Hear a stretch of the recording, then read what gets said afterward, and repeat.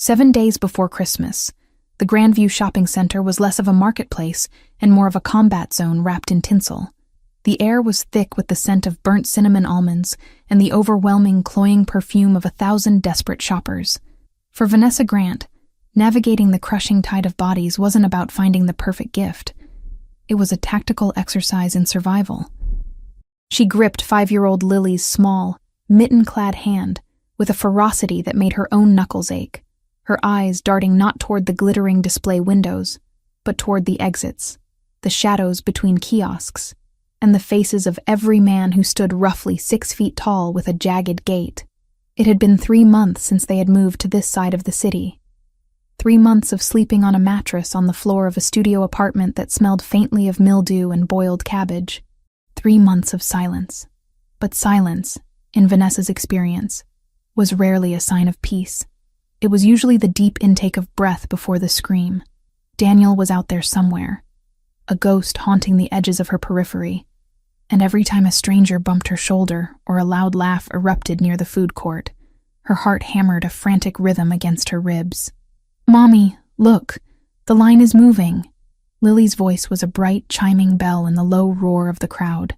She tugged on Vanessa's arm, her eyes wide, and reflecting the golden lights of the massive tree that towered over the central atrium.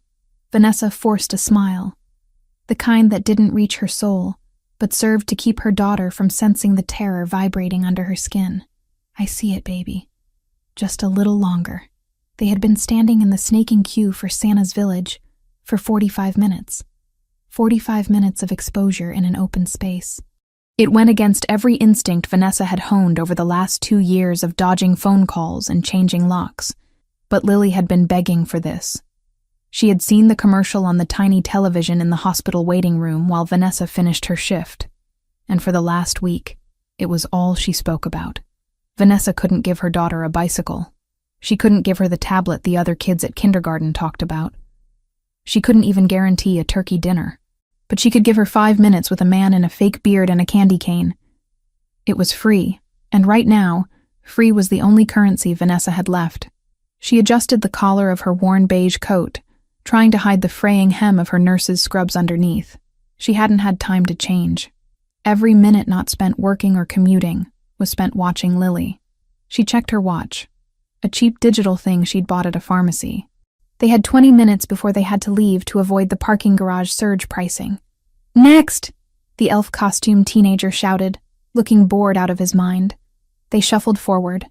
Vanessa scanned the atrium again. Her gaze lingered on the upper level, where the glass railings offered a vantage point for anyone looking down. She saw 2 security guards leaning against a pillar, looking relaxed, almost lazy. Their presence offered zero comfort. Mall security was there to stop shoplifters, not furious ex-husbands with a gambling debt and a penchant for using his fists when the odds didn't go his way. "Mommy, do you think he knows?" Lily whispered, pulling Vanessa's attention back to the ground level. "Knows what, sweetie? That I've been good. I made my bed every day this week. Even when it was cold." Vanessa's throat tightened. The heating in their apartment was spotty at best, and Lily slept in 2 layers of pajamas. "He knows, Lil. Santa knows everything." As they rounded the final bend of the velvet ropes, Vanessa felt a strange sensation, a prickling at the back of her neck that had nothing to do with the drafty automatic doors. It was the feeling of being watched. Not the casual glance of a passerby, but the heavy, focused weight of a predator's attention. She spun around, her eyes wide, scanning the sea of heads behind her. A mother wrestling a stroller. A group of teenagers laughing at a phone. An elderly couple sharing a pretzel. Nothing. No Daniel. She exhaled, a shaky, jagged breath. "You're paranoid," she told herself. "He doesn't know where you are. You're just tired. You're exhausted and you're hungry. And you're seeing monsters where there are only shoppers." But the feeling didn't leave. It intensified. Above them, on the mezzanine level that was technically closed for renovations, Luca Santoro stood perfectly still. He wasn't leaning against the railing like the hired security. He stood with the posture of a man who owned the railing, the floor, the building, and the air circulating inside it. His black wool coat was tailored to perfection. hiding the shoulder holster that was as much a part of his daily attire as his watch. He wasn't supposed to be here. He had people to handle the day-to-day operations of his legitimate businesses. The Grandview Mall was just a line item in the Santoro portfolio, a way to wash money through high-volume retail leases. But something had drawn him out of his office today. A restlessness that the spreadsheets couldn't cure. He had come down to inspect the holiday traffic, to ensure the security protocols were being followed by the incompetent firm his cousin had hired. Then he had seen her. At first, he hadn't recognized the woman in the faded coat. Her hair, once a vibrant blonde that caught the sun during recess, was pulled back in a severe, messy bun, the color dulled by lack of care. Her posture was different too. Hunched, protective, tense. But then she had turned, scanning the crowd, and he saw the profile, the nose with the slight upturn, the sharp jawline, the specific curve of her ear. Vanessa Grant. The name hit him like a physical blow, dragging up memories he had buried under 15 years of violence and power. High school. The cafeteria. He had been the pariah, the son of the alleged mob boss, carrying the weight of crimes he hadn't yet committed, but was destined to inherit. Other students avoided him, fearing the contagion of his reputation. Vanessa hadn't. She had sat across from him in chemistry, asking to borrow a pen, making jokes about the teacher's toupee, treating him like a human being instead of a walking crime scene. She was the only bright spot in a gray, violent adolescence, and now she looked like she was waiting for a bomb to go off. Luca's dark brown eyes narrowed as he tracked her movement. She looked thin, too thin. The coat swallowed her frame, but not enough to hide the sharp angles of her shoulders. And the child. There was a child. A little girl clinging to her hand, a miniature copy of Vanessa, beaming with an innocence that the mother clearly no longer possessed. "Sir?" The head of security, a man named Bruno, stepped up beside him. "We have a situation near the south entrance. A drunk is harassing customers." "Handle it," Luca said, his voice a low rumble that barely carried over the noise, yet commanded instant obedience. "And Bruno? Tell the Santa setup to stop rushing the line. They're moving cattle, not children." "Yes, sir." Bruno left, but Luca didn't move. He watched Vanessa step up to the gate. He saw her check her watch again. He saw the way her hand trembled when she smoothed the little girl's hair. Why was she terrified? Vanessa Grant had been fearless. She had been the girl who stood up to the varsity quarterback when he mocked Luca's accent. What had the world done to her to extinguish that fire? Down in the atrium, it was finally their turn. "Go on, baby," Vanessa urged gently, nudging Lily forward. "Go tell him what you want." Lily hesitated for a second, awestruck by the sheer size of the golden throne and the velvet ropes. Then, gathering her courage, she marched up the little carpeted steps. The Santa was a man in his 50s with a beard that was clearly synthetic and held on by an elastic band visible behind his ears. He looked exhausted, his red suit sagging in places, his eyes glazed over from hours of listening to demands for video games and puppies. He hoisted Lily onto his knee with a grunt. "Ho, ho, ho. And what is your name, little girl?" "Lily," she piped up, her voice clear and serious. "Okay, Lily. Let's make this quick. Santa has to feed the reindeer soon. What do you want for Christmas? A doll? A bike? A pony?" He rattled off the list by rote, looking over Lily's head at the line, already mentally processing the next kid. Vanessa stood behind the velvet rope, her arms crossed tight over her chest, holding her breath. She hoped Lily would just ask for the doll she had mentioned last week, a cheap plastic thing Vanessa might be able to afford if she skipped lunch for the next 10 days.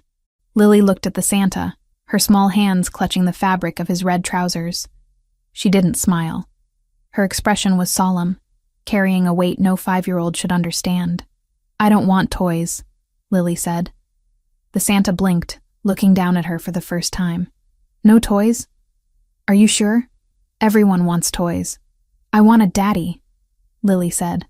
The chatter in the immediate area seemed to drop by several decibels. A few parents in the line chuckled nervously, thinking it was a cute, precocious joke. Vanessa froze, her blood turning to ice in her veins. She felt the heat rising up her neck, a mix of shame and heartbreak that threatened to choke her. "A daddy?" the Santa repeated, letting out an awkward, forced laugh. "Well, that's a nice thought, kiddo.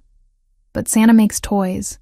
Maybe your mommy can help with—" "No," Lily interrupted, her voice rising with desperate insistence. "Mommy cries at night because we don't have one. The old one was bad. He yelled and he broke the plates. I want a new one. I want a daddy who is strong, and who brings food so Mommy doesn't have to drink water for dinner." The silence that fell over the Santa's village was absolute. The nervous chuckles died instantly. The parents in line looked away, suddenly finding their shoes fascinating. The elf assistant stopped taking photos. The reality of Lily's words hung in the air, stripping away the commercial veneer of the holiday and exposing the raw, ugly nerve of poverty and trauma beneath.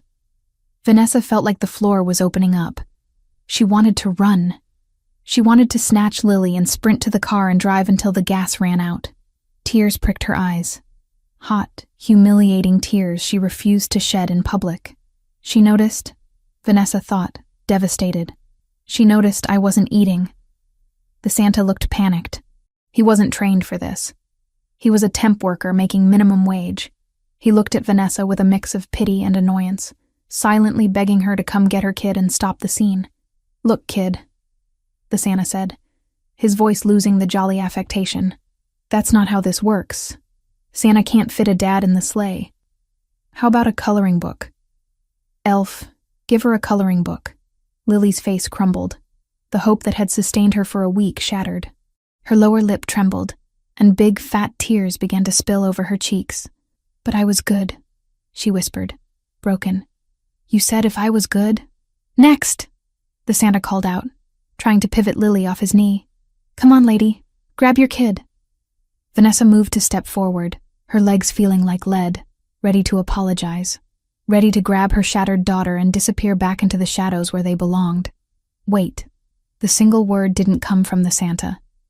It didn't come from the elf. It came from behind the velvet ropes, spoken with a quiet authority that cut through the uncomfortable silence like a razor blade. Vanessa stopped. She knew that voice. It was deeper now, rougher, like gravel grinding against velvet. But she knew it. She turned slowly. Luca Santoro stepped into the light. Up close, he was devastating. The boy she remembered had been lanky and brooding. The man standing before her was a fortress, broad shoulders strained against the fabric of a coat that likely cost more than Vanessa made in a year. His jaw was dusted with a 5 o'clock shadow, and his dark brown eyes were locked on her face with an intensity that made her breath hitch. He didn't look at the crowd. He didn't look at the security guards who had suddenly straightened up, terrified. He looked only at her, analyzing, cataloging every sign of distress on her face. Then, he broke eye contact and walked straight toward the throne. He didn't ask for permission. He simply stepped over the velvet rope as if it didn't exist. "Sir, you can't be back here," the Santa began, blustering. "This is a restricted R." Luca turned his head, giving the man a single, flat look. It wasn't a glare. It was an absence of emotion so complete that it promised violence without uttering a syllable. The Santa shut his mouth with an audible click, shrinking back into his chair. Luca stopped in front of Lily. He didn't tower over her. Instead, he crouched down, ignoring the dust of the mall floor on his pristine trousers. He brought himself to her eye level, his movements deliberate and slow, like one might approach a startled bird. Lily sniffled, wiping her nose on her mitten, looking at this dark, imposing stranger with wide, wet eyes. "What is your name?" Luca asked. His voice was incredibly soft, a stark contrast to the command he had just exerted over the room. "Lily," she stammered. "Lily," Luca repeated, tasting the name. He reached into his coat pocket and pulled out a pristine white handkerchief, offering it to her. "That was a very big wish, Lily." "He said he can't do it," Lily whispered, pointing an accusing finger at the paralyzed Santa. "He said he only has toys." Luca glanced at the Santa with profound disdain, then looked back at the girl. "He is an employee. He has limited authority." Luca paused, shifting his gaze to Vanessa, who stood frozen a few feet away, her hands pressed over her mouth. "But I don't." He turned back to the child. "You said you want a daddy who is strong?" Lily nodded. "And one who ensures there is always food on the table?" She nodded again, more vigorously. Luca held her gaze for a long moment. "Consider it done." A collective gasp seemed to ripple through the onlookers, but Luca ignored them all. He stood up, his full height returning, and turned to the display case that stood behind the Santa's throne. A glass box containing the grand prize of the mall's holiday raffle. It was a handcrafted porcelain dollhouse, fully furnished, accompanied by a limited edition doll that was nearly as tall as Lily. It was the kind of toy that rich parents bought raffle tickets for, but never expected to win. Luca gestured to the floor manager who had come running over, sweating profusely. "Open it." "Mr. Santoro," the manager squeaked. "That's the raffle prize. The drawing isn't until the 24th. We can't just—" "Open it." Luca didn't raise his voice. He didn't have to. The manager fumbled with his keys, hands shaking, and unlocked the case. Luca reached in, bypassing the small accessories, and lifted the massive, beautiful doll. He turned and handed it to Lily. The doll was almost too big for her to hold, but she grabbed it with both arms, her mouth falling open in shock. "Wish granted," Luca said. "Luca." Vanessa finally found her voice. It was a rasp, weak and trembling. "You can't.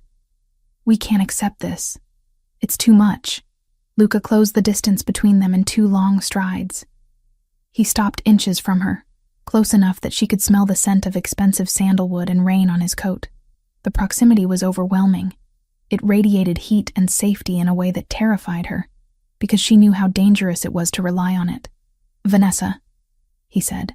The way he said her name, like it was a prayer he hadn't spoken in years, sent a shiver down her spine.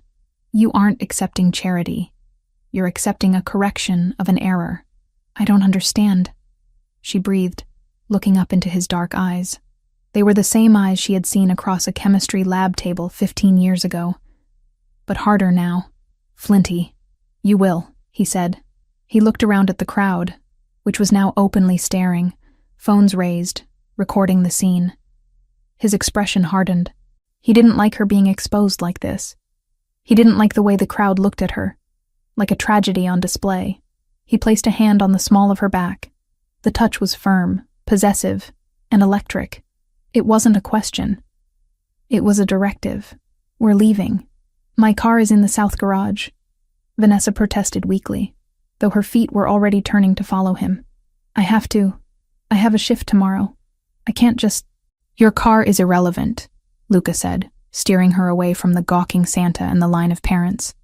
He gestured to Lily, who was clutching the giant doll like a lifeline, trotting to keep up with them. "And you're not going to the south garage." "Why?" Vanessa asked, panic flaring again. "Luca, what are you doing?" He leaned in closer, his lips brushing her ear so that only she could hear him over the festive music. "Because I saw the way you were watching the exits, Vanessa. I saw how you checked the shadows." He pulled back to look her in the eye. "You're running from something. And as of 30 seconds ago, you stopped running." Vanessa felt the air leave her lungs. He saw everything. Mr. Santoro, Bruno, the security chief, appeared at his elbow, looking nervous. "The crowd is getting curious. Do you want me to clear a path?" "No need," Luca said, his hand remaining firmly on Vanessa's back, guiding her and Lily toward the private service corridors that bypassed the public exits. "We're taking the executive elevator." As they walked away from the Santa's village, leaving a confused silence in their wake, Vanessa glanced back one last time. The fake Santa was staring at them with his mouth open. The poverty and the shame that had weighed on her shoulders for months felt different now. They hadn't vanished, but they had been displaced by something heavier and far more volatile. She looked at the man beside her, the boy she had once defended, who had grown into a man who commanded entire buildings with a whisper. He hadn't asked if she needed help. He hadn't asked why she was poor or where her husband was. He had just stepped into the chaos and ordered it to stop. "Luca," she whispered again, as the steel doors of the service elevator slid open, revealing a plush, mirrored interior that looked nothing like the rest of the mall. "You didn't have to do that." He ushered Lily inside, then followed Vanessa, pressing the button for the roof. As the doors slid shut, sealing them in quiet, airtight luxury, he looked at her. His eyes swept over her frayed coat, her tired face, and the defensive set of her shoulders. "I didn't do it for you," he lied smoothly, though his eyes betrayed him. He looked at Lily, who was busy inspecting the lace on the doll's dress. "I did it because nobody tells a child that hunger is her fault." Vanessa swallowed the lump in her throat. She wanted to argue, to maintain some shred of independence, but the exhaustion was a physical weight dragging her down. She leaned back against the mirrored wall, her reflection showing a woman on the edge of collapse standing next to a man made of stone and expensive wool. "Where are we going?" she asked, her voice barely audible. "My car," Luca replied, unbuttoning his coat as the elevator rose smoothly. "And then, somewhere where you don't have to check the exits." The elevator dinged, signaling their arrival at the rooftop parking level. It was a private zone, far away from the chaotic public garages below.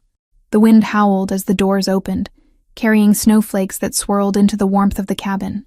Vanessa stepped out into the cold, the biting wind whipping her loose strands of hair across her face. She shivered violently, not just from the cold, but from the adrenaline crash. Luca noticed. Without a word, he shrugged off his heavy wool coat. Before she could protest, he draped it over her shoulders. It was heavy, warm, and smelled of him. It enveloped her completely, falling to her knees. "Luca, you'll freeze," she said, looking at him in just his suit jacket and crisp white shirt. "I don't feel the cold," he said simply. He walked toward a massive black SUV parked alone under a floodlight, its engine already humming, exhaust pluming white smoke into the night air. Vanessa clutched the lapels of his coat, watching him walk ahead to open the door for Lily. She looked at her daughter, who was smiling for the first time in months. She looked at the man who had just rewritten their Christmas with a single command. She didn't know what the price of this rescue would be. In Luca's world, everything had a price. She remembered that much from the rumors in high school. But as she watched him gently help Lily into the booster seat that shouldn't have been there but somehow seemed to fit the narrative of his preparedness, Vanessa realized she didn't care about the cost. For the first time in years, she wasn't the one standing between her daughter and the world. Someone else was standing in front of them. She took a deep breath, filling her lungs with the icy air, and walked toward the car. The shopping mall below them continued its frantic, noisy existence. But up here, in the shadow of Luca Santoro, the silence wasn't terrifying. It was heavy. It was absolute. And for the first time, it felt like a wall rather than a void. The week before Christmas had started with a wish. She just hoped she could survive the granting of it. "Get in, Vanessa," Luca said, holding the rear door open for her, his dark eyes unreadable against the snowy backdrop. She climbed in. The door shut with a solid, reassuring thud, locking out the wind, the cold, and the past. Or so she thought. She didn't know that the past was waiting for them at the exit gate, ready to test just how strong this new protection really was. But for this moment, in the leather-scented warmth of the SUV, she closed her eyes and allowed herself to breathe. The interior of the SUV was a sealed capsule of silence and leather, a stark contrast to the biting wind that had been whipping across the rooftop just seconds before. The heating system was already humming, pushing warm, filtered air against Vanessa's frozen cheeks. But the chill nestled deep in her bones refused to dissipate. She sat stiffly on the edge of the plush seat, the oversized wool coat Luca had draped over her shoulders pooling around her like a protective fortress. Beside her, Lily was already entranced by the ambient lighting of the vehicle, her small fingers tracing the stitching on the armrest. The massive doll from the mall clutched tightly to her chest as if she feared it might evaporate if she let go. "My car," Vanessa murmured, the reality of the situation piercing through the haze of shock. She leaned forward slightly, looking toward the driver's seat where Luca had settled in with a fluid, commanding grace. "Luca, I can't just leave it. It's a piece of junk, I know, but it's the only way I can get to work. My nursing bag is in the trunk. My ID badge." Luca glanced at her through the rearview mirror. His dark brown eyes were calm, unreadable pools that absorbed the panic radiating from her without reflecting it back. He didn't turn the ignition key immediately. Instead, his gaze shifted to the dashboard, his fingers drumming a slow, rhythmic beat on the leather steering wheel. "Where is it parked?" he asked. His voice was low, vibrating through the quiet cabin. It wasn't a question of whether she needed the car.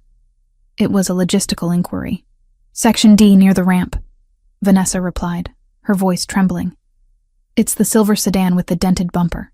Without a word, Luca started the engine. The powerful vehicle purred to life, a beast waking up, and began to glide silently across the snow-dusted concrete of the rooftop lot. Vanessa watched the rows of cars pass by, her heart rate spiking with every shadow that stretched across the pavement. She knew this was irrational. She was inside a tank of a car with a man who terrified the rest of the city. But trauma didn't understand logic. Trauma told her that safety was a lie, and that the moment she lowered her guard, the blow would come. As they rounded the corner toward Section D, the headlights of the SUV swept across the concrete, illuminating the swirling snowflakes and the rows of parked vehicles. Vanessa spotted her car instantly. It was a sad, rusted thing, a relic of a life that had been falling apart for years.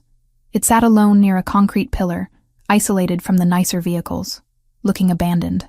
But it wasn't alone. Vanessa's breath hitched in her throat, a sharp, strangled sound that made Lily look up from her doll. "Mommy?" Lily whispered. Vanessa couldn't answer. Her eyes were locked on the figure standing by the driver's side door of her sedan. He was wearing a hooded sweatshirt that had seen better days, frantic energy radiating off him even from this distance. He was trying to force a wire coat hanger through the seal of her window, his movements jerky and aggressive. "Daniel, he found us," Vanessa whispered, the blood draining from her face so fast she felt dizzy. "Oh God, he found us. How did he know? I didn't tell anyone where we were going." Daniel looked worse than he had the last time she saw him. He was thinner, his face gaunt, illuminated by the harsh glare of the parking lot lights. But the desperation in his posture was familiar. It was the desperation of a man who had lost everything at the tables and needed someone to bleed to make himself feel powerful again. Luca stopped the SUV about 20 feet away. He didn't turn off the engine. He didn't look surprised. He looked at Daniel with the same detached clinical interest a scientist might have for a cockroach scuttling across a clean floor. "Stay here," Luca said. The command was absolute. He unbuckled his seatbelt, the sound loud in the tense silence. "Luca, don't!" Vanessa reached out, her hand hovering near his shoulder but not daring to touch the expensive fabric of his suit. He's erratic. He might have a knife. He gets crazy when he's like this. Just drive. Please, just drive away." Luca turned in his seat, looking at her fully, his expression softened by a fraction of a degree. But the steel behind it remained. "Lock the doors behind me, Vanessa." "Luca." "Lock the doors." He opened the door and stepped out into the cold night. The wind caught his suit jacket, but he didn't seem to notice. He closed the door firmly, and Vanessa, operating on autopilot, immediately hit the lock button. The heavy thud of the locks engaging echoed through the car. She scrambled across the seat to the window, pressing her hand against the cold glass, watching the scene unfold like a nightmare she couldn't wake up from. Daniel hadn't noticed the SUV yet. He was too focused on his assault on the old sedan, cursing loudly, kicking the tire in frustration. The metal of the coat hanger snapped, and he screamed a string of obscenities that Vanessa could hear, even through the insulated glass of Luca's car. Luca walked toward him. He didn't run. He didn't shout. He walked with a predatory smoothness, his hands loose at his sides, his footsteps silent on the snow. He was a shadow detaching itself from the dark, moving with lethal intent. Daniel spun around only when Luca was 10 feet away. The sudden appearance of a man like Luca, tall, broad, radiating wealth and violence, startled him. Daniel stumbled back against the sedan, his eyes widening. For a second, confusion reigned. He looked at Luca, then at the SUV, and then recognition dawned on his wasted face. He didn't recognize Luca Santoro, the Mafia boss. He recognized a rich man standing between him and his target. "Get lost, pal," Daniel sneered, trying to summon bravado. He straightened up, wiping his nose with the back of his hand. "This is a private dispute. Walk away before you get hurt." Vanessa flinched. She wanted to scream at Daniel to run, not to save him, but because she knew what happened when people threatened Luca Santoro. She had heard the stories in high school, the rumors of what happened to the boys who keyed his car or insulted his family. Luca didn't speak. He stopped 5 feet from Daniel, his stillness unnerving. He was perfectly calm, a statue carved from obsidian. "I said beat it!" Daniel shouted, pushing himself off the car. He reached into his pocket. Vanessa's heart stopped. She pulled Lily's head down into her lap, covering the girl's eyes. "Don't look, baby. Don't look." "Is Daddy there?" Lily asked, her voice muffled against Vanessa's jeans. "No." Vanessa choked out. "Just stay down." She looked back out the window. Daniel hadn't pulled a knife. He had pulled out a screwdriver, brandishing it like a weapon. It was pathetic. Against a normal man, it might have been terrifying. Against Luca, it looked like a child's toy. Luca looked at the screwdriver, then up at Daniel's face. He finally spoke. Vanessa couldn't hear the words, but she saw the shape of them. Brief, cold, final. Daniel lunged. It happened so fast that Vanessa barely registered the movement. One moment Daniel was thrusting the screwdriver forward, screaming something incoherent. The next, he was airborne. Luca didn't just dodge. He stepped inside the attack, his movement a blur of efficiency. He caught Daniel's wrist, the one holding the weapon, and twisted. Even through the glass, Vanessa imagined she heard the snap. Daniel's scream was audible this time. It was a high, thin sound of agony. The screwdriver clattered to the pavement. Luca didn't stop. He didn't strike Daniel with a closed fist. He didn't dirty his knuckles. He simply used Daniel's own momentum and the leverage of the broken wrist to spin him around and slam him face first into the hood of the sedan. The impact shook the old car. Dust flew up from the rusty metal. Daniel crumpled, his legs giving out, but Luca held him pinned there with one hand on the back of his neck, forcing his face into the cold metal. Vanessa was shaking uncontrollably. She had feared Daniel for 2 years. She had spent nights awake, terrified of his footsteps in the hall, and Luca had dismantled him in 3 seconds. It wasn't a fight. It was a correction. Luca leaned down, bringing his mouth close to Daniel's ear. He was speaking again. Vanessa watched Daniel's struggles cease instantly. The man who had terrorized her, who had stolen her savings and bruised her ribs, went completely still, paralyzed by whatever Luca was whispering to him. After a long moment, Luca released him. He stepped back, straightening his cuffs, brushing an invisible speck of dust from his jacket. Daniel slid off the hood of the car, clutching his broken wrist to his chest. He was sobbing now, sliding down to his knees in the slush. He looked up at Luca, not with anger, but with the pure, unadulterated terror of a man who has looked into the abyss and seen something looking back. Luca pointed a single finger toward the ramp of the parking garage. "Leave." Daniel didn't hesitate. He didn't look at the SUV. He didn't look for Vanessa. He scrambled to his feet, slipping on the ice, and ran. He ran like the devil himself was snapping at his heels, disappearing into the darkness of the stairwell without looking back once. Vanessa let out a breath she felt she had been holding for an hour. Her entire body sagged against the door. He was gone, just like that. Luca stood by the empty car for a moment, watching the spot where Daniel had vanished. Then he turned and walked back to the SUV. His demeanor hadn't changed. He didn't look winded. He didn't look angry. He looked like a man who had just taken out the trash. He opened the driver's side door and slid back in, bringing a gust of cold air with him. The atmosphere in the car shifted instantly. The silence was heavier now, charged with the violence that had just occurred. "Luca," Vanessa started, her voice barely a whisper. She didn't know what to say. "Thank you? Did you kill him? Are you crazy?" Luca turned to look at her. His eyes were devoid of the darkness she expected. They were calm. He looked past her to Lily, who was still hiding in Vanessa's lap. "Is she okay?" he asked. Vanessa looked down, stroking Lily's hair. "I think so."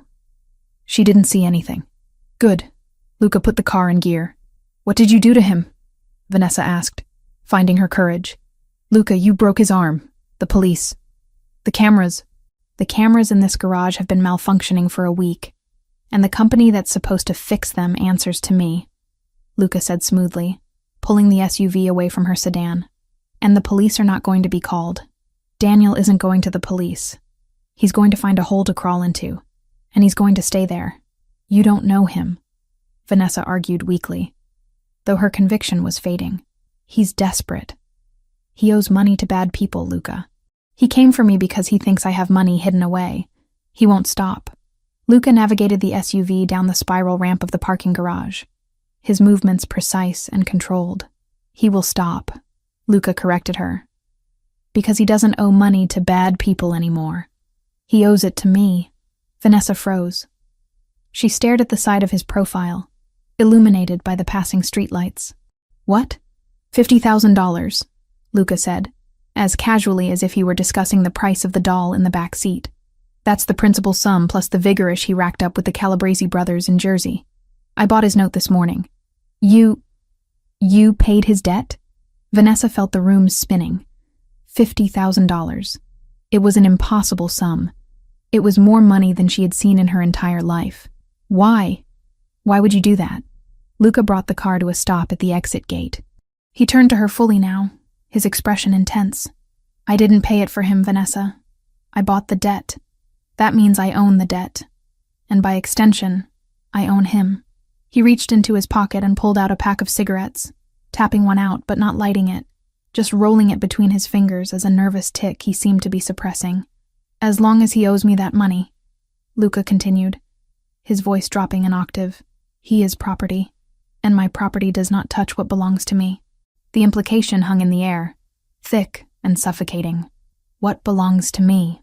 He wasn't talking about money. He was talking about her, about Lily. We aren't property, Luca, Vanessa whispered, a flash of her old spirit returning. We aren't things you can buy to settle a score. No, Luca agreed softly. He looked at her with a strange sadness in his eyes that confused her more than his violence. You aren't property. You are collateral damage of a life you didn't choose.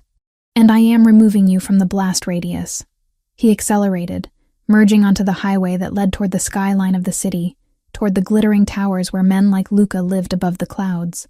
My car, Vanessa said, realizing they were leaving it behind. My scrubs, my ID, I'll have someone pick it up tonight, Luca dismissed. They'll clean it, service it, and bring your things to the penthouse. But you won't be driving that death trap again. Penthouse? Vanessa asked, gripping the door handle. Luca, I can't go to your penthouse. I have a job. I have a shift at 7 a.m. I have a life, messy as it is. You have a stalker who just tried to break into your car with a screwdriver, Luca countered. You have a child who asked Santa for food. Your life is currently a target practice for disaster. You are coming with me. Tonight. Tomorrow we can discuss your shift. Tonight you sleep somewhere where the doors lock properly. Vanessa looked back at Lily. The little girl had sat up now that the car was moving. She was looking out the window at the city lights, clutching the doll. She looked peaceful. She didn't look like a child who was afraid of hunger or angry fathers. Vanessa slumped back against the seat. She was too tired to fight him. And God help her, a part of her. The part that had been carrying the weight of the world for 2 years. Didn't want to fight him. She wanted to let him take the wheel. She wanted to believe that the steel in his voice could actually keep the monsters away. Just for tonight, Vanessa murmured, more to herself than to him. Just for tonight, Luca lied. She knew he was lying. He knew she knew, but neither of them called it out. The drive was silent after that. The city blurred past them, a streak of neon and shadow. Vanessa watched Luca's hands on the steering wheel. They were large, strong hands. There was no blood on them. No sign of the violence he had just inflicted. He drove with a gentle touch, adjusting the climate control when he heard Lily sneeze in the back seat. The duality of him was dizzying. The monster who broke bones without blinking, and the man who turned up the heat for a child he barely knew. They arrived at his building 20 minutes later. It wasn't just an apartment building. It was a glass needle piercing the sky, a fortress of wealth and exclusion. The valet rushed to open the door before the SUV even came to a complete stop. Mr. Santoro, the valet said, bowing his head. He looked at Vanessa and the child with surprise, but masked it quickly. Shall I take the bags? Leave them, Luca said. He stepped out and came around to Vanessa's side. offering her his hand. She looked at it. It was a crossroads. Taking his hand meant stepping into his world. It meant accepting that she was no longer just Vanessa Grant, nurse and single mother. It meant becoming something else. Something protected. Something kept. She looked at Lily, who was already scrambling out of the car, clutching the doll. "Wow," Lily breathed, looking up at the building. "It touches the moon." Luca smiled, a real small smile that transformed his harsh face. "Almost, Piccolina?" "Little one. Almost." Vanessa took his hand. His grip was warm and firm. He pulled her out of the car, and for a moment she stumbled, her legs weak from the adrenaline crash. He caught her instantly, his arm going around her waist to steady her. He held her there for a beat longer than necessary, his body a solid wall of heat against hers. "I've got you," he whispered into her hair. "You can stop shaking now, Vanessa. I've got you." They walked into the lobby, a cavern of marble and gold. The concierge nodded respectfully. They entered the private elevator that required a biometric scan of Luca's hand to open. As they ascended, the pressure in Vanessa's ears popped, marking the altitude. When the doors opened directly into the penthouse, Vanessa gasped. It was vast. Floor-to-ceiling windows offered a panoramic view of the city covered in snow. It was beautiful, cold, and immaculate. It looked like a museum, not a home. "Make yourselves comfortable," Luca said, closing the elevator doors behind them, sealing them in. "I'll order food." "Lily, what do you like? Pizza? Pasta?" "Pizza!" Lily shouted, her fear completely forgotten in the face of luxury and the promise of food. "Pizza it is," Luca said, pulling his phone from his pocket. Vanessa stood in the middle of the living room, still wearing his coat. She felt like an imposter. She felt like she had stepped through the looking glass. But as she watched Luca Santoro, the most dangerous man she knew, kneel down to show Lily how to turn on the massive television, she realized that the danger wasn't inside this room. The danger was out there, in the cold, with Daniel and the debts and the hunger. In here, there was only warmth. And for the first time in a very long time, Vanessa allowed herself to unclench her fists. She was safe. She didn't know for how long, and she didn't know the price. But tonight, she was safe. "Mommy, look!" Lily pointed at the screen. "Cartoons!" Vanessa smiled. A genuine, tired smile. She walked over to the massive sectional sofa and sat down. Luca finished his call and looked at her from across the room. Their eyes met. There was a history there, unspoken and heavy, spanning from the chemistry lab of their youth to this glass castle in the sky. "Thank you," she mouthed. Luca nodded once, a sharp, singular motion. He didn't say, "You're welcome." He didn't say, "It's nothing." He just turned and walked toward the kitchen, rolling up the sleeves of his shirt, revealing the powerful forearms that had built an empire and broken a man's wrist for her sake. The night was just beginning, and Vanessa had the sinking feeling that her life had just been irrevocably altered. She wasn't just a guest here. She was the reason the king had come down from his tower. And kings, she knew, rarely let their prizes go. But as she watched Lily laugh at the cartoon, belly full of the promise of pizza, Vanessa decided that maybe, just maybe, being a prize was better than being a victim. She pulled Luca's coat tighter around herself, inhaling his scent, and let the city lights blur into a sea of stars below them. The past was at the gate, yes. But the gate was locked, and Luca Santoro held the key. The silence in the penthouse was not the empty, terrifying silence Vanessa had grown accustomed to over the last 2 years. It was not the silence of holding one's breath, waiting for a key to turn in a lock or a heavy footstep to creak on a floorboard. This was a heavy, expensive silence. It smelled of polished mahogany, fresh linen, and the faint, grounding scent of espresso that seemed to permeate the air regardless of the time of day. 2 days had passed since Luca Santoro had pulled her out of the snow and into his fortress in the sky. 48 hours. To Vanessa, it felt like a lifetime had been compressed into those minutes. Lily was sleeping in a room that was larger than their entire previous apartment, surrounded by so many pillows she looked like a princess in a storybook. And Vanessa was standing in a kitchen that cost more than she would earn in 10 lifetimes, staring at a stainless steel refrigerator as if it were an alien artifact. She tightened the sash of the silk robe that had been left in her room. It was navy blue, soft as water against her skin, and it made her feel like an imposter. She shouldn't be here. She shouldn't be comfortable. Comfort was a trap. Comfort made you slow, and being slow got you hurt. "I have to do something," she whispered to herself, the sound of her own voice startling her in the quiet morning light. She couldn't pay him. The thought of the $50,000 he had spent to buy Daniel's debt sat on her chest like a concrete block. She couldn't give him money, but she could be useful. She could prove that she wasn't a leech, just another person taking from him. She opened the refrigerator. It was stocked with military precision. Rows of organic eggs, imported cheeses, cartons of milk, fresh berries, and vegetables that looked like they had been polished before being shelved. She grabbed the eggs, the flour, the milk. She found a heavy ceramic bowl and a whisk. Cooking. She could do cooking. It was mechanical, rhythmic, and safe. She began to whisk the batter, the repetitive clink, clink, clink of the metal against the ceramic serving as an anchor for her racing thoughts. She was safe here. Daniel was gone. Luca had said so. But why did she feel like she was waiting for the other shoe to drop? Why did she feel like every bite of food she ate was adding to a tab she could never settle? She was so focused on the swirl of flour and milk that she didn't hear him enter. Luca didn't walk. He materialized. One moment the room was empty, and the next, the air pressure shifted, becoming charged and heavy. "You are not staff, Vanessa." His voice was rough with sleep, a low rumble that vibrated through the marble floor and straight up her spine. Vanessa jumped, nearly dropping the bowl. She spun around, her heart hammering a frantic rhythm against her ribs. Luca was leaning against the doorframe of the kitchen, watching her. He looked different in the morning light. The armor of the three-piece suit was gone, replaced by dark gray sweatpants and a fitted black t-shirt that clung to his chest and arms.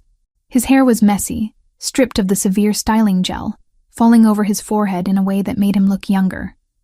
Dangerous, yes, but human. I know, Vanessa stammered, gripping the whisk like a weapon.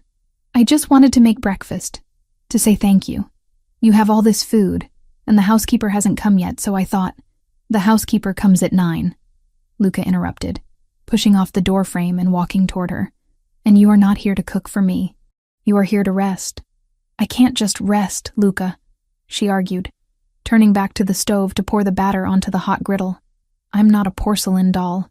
You've given us so much in 2 days. Let me make pancakes. It's the least I can do." Luca stopped right behind her.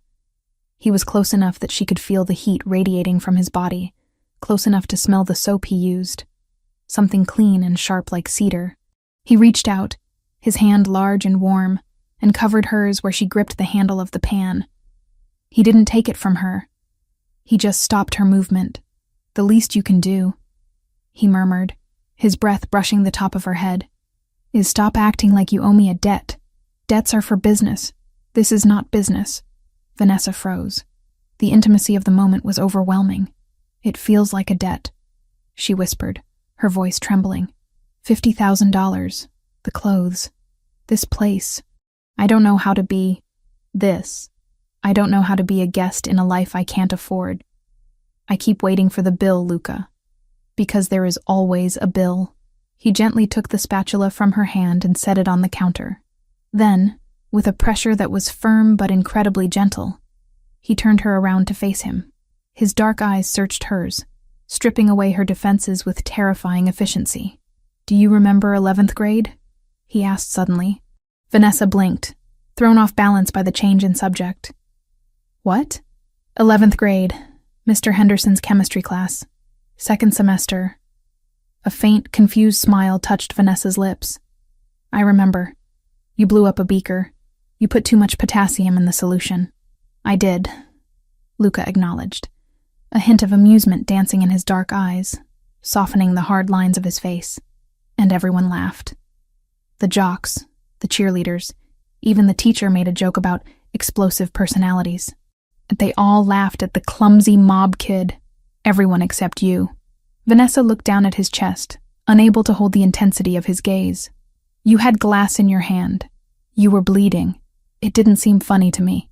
You came over," Luca continued, his voice dropping to a hush that made the vast kitchen feel very small. "You ignored the teacher telling everyone to stay back. You took my hand. You pulled out the shard of glass and you wrapped it with a tissue from your pocket. You asked if I was okay. You didn't look at me like I was a monster or a criminal in training. You looked at me like I was just a boy who was hurt." He placed a finger under her chin, tilting her head up until she was forced to look at him again. The morning sun caught the flecks of gold in his brown eyes. "That was the first time anyone outside my family had touched me with kindness," he said, the confession raw and heavy. "I watched you for 2 years after that. I saw you walk through the halls trying to be invisible, hiding behind your books. But you were never invisible to me. You were the only color in a gray world, Vanessa." Vanessa's breath hitched. She had assumed he helped her in the mall because he was powerful and she was pathetic, a charity case to make himself feel benevolent. She hadn't realized that she had been carrying a piece of his history with her all this time. "I knew who you were," she admitted softly. "Everyone said to stay away from the Santoro kid. They said your family was dangerous. They said you would hurt anyone who got too close. I was dangerous," Luca said simply. "I am dangerous." "Not to me," she countered, the realization surprising her as she spoke it. "You were never dangerous to me." "No," he agreed, his thumb brushing her cheekbone, a touch so light it felt like a ghost. "Never to you." The moment hung suspended in time, fragile and beautiful. Vanessa felt a pull toward him, a magnetic force that defied all logic. She was a struggling nurse with a chaotic past.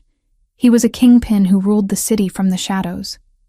But in this kitchen, with the smell of pancakes and coffee, none of that seemed to matter. "Mommy, pancakes!" The spell shattered as Lily came bounding into the kitchen, clutching her giant doll by one arm. She was wearing a pair of pajamas Luca had ordered for her, soft pink flannel with clouds on them. She looked rested, her cheeks flushed with sleep, the dark circles under her eyes fading. Luca stepped back instantly, creating a respectable distance between them, but the warmth in his eyes didn't fade as he looked at the child. "Good morning, Piccolina," he said, his voice shifting from intense to playful. "Your mother made pancakes, but only if you wash your hands first." "Okay." Lily dropped the doll on a velvet chair and scrambled toward the sink. Luca grabbed a stool and moved it over so she could reach the faucet, turning on the water for her and handing her the soap. Vanessa watched them, her heart aching in her chest. It was a domestic scene she had stopped dreaming of years ago. A father figure, a warm kitchen, safety. It was everything she wanted, and that made it terrifying. Because if she let herself want it, losing it would kill her. They ate at the kitchen island. Luca ate 3 pancakes, praising Vanessa's cooking with a seriousness that made her blush. He listened intently as Lily described a dream she had about a flying reindeer who ate pizza. He didn't check his phone. He didn't look distracted. He gave them his undivided attention, a gift more expensive than the penthouse itself. But the real world has a way of intruding on even the highest towers. As they were finishing up, a soft, urgent chime echoed through the room. Luca's expression shifted instantly. The softness vanished, replaced by the granite mask of the dawn. He pulled a phone from his pocket, not the one he used for food orders, but a sleek black device with no brand markings. He glanced at the screen, and his jaw tightened. The temperature in the room seemed to drop 10 degrees. "Excuse me," he said, standing up abruptly. "I have to take this. Stay here. Relax." He walked out of the kitchen and down the long hallway toward his office, closing the heavy oak door behind him with a definitive click. Vanessa watched him go, a cold draft settling over her heart. The transition was jarring. 1 minute he was Luca, the boy who remembered a tissue in chemistry class. The next, he was the boss, answering a call that probably involved things she didn't want to know about. Inside the soundproof office, Luca answered the phone. "Speak." "We have a problem, boss." Bruno's voice came through, tense and clipped. "We tossed Daniel's apartment like you asked. It's clean. Too clean. But we found something else. Or rather, someone else found it first."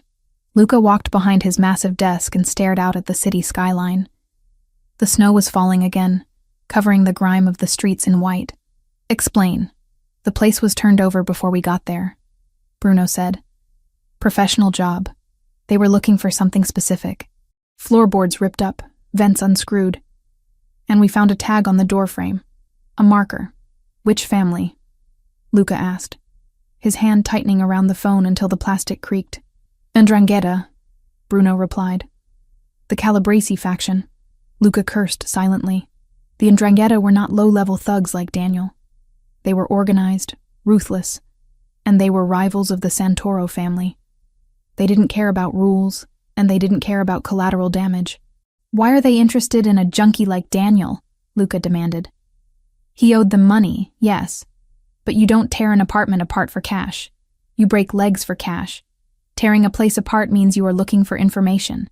It's not cash, Bruno said, his voice dropping lower. Word on the street is that Daniel stole a ledger from one of their front operations 3 months ago. He thought he could blackmail them. He's been hiding it. And let me guess, Luca said, his eyes narrowing as he watched a snowflake hit the glass window. They can't find Daniel, so they think the ex-wife has it, Bruno finished.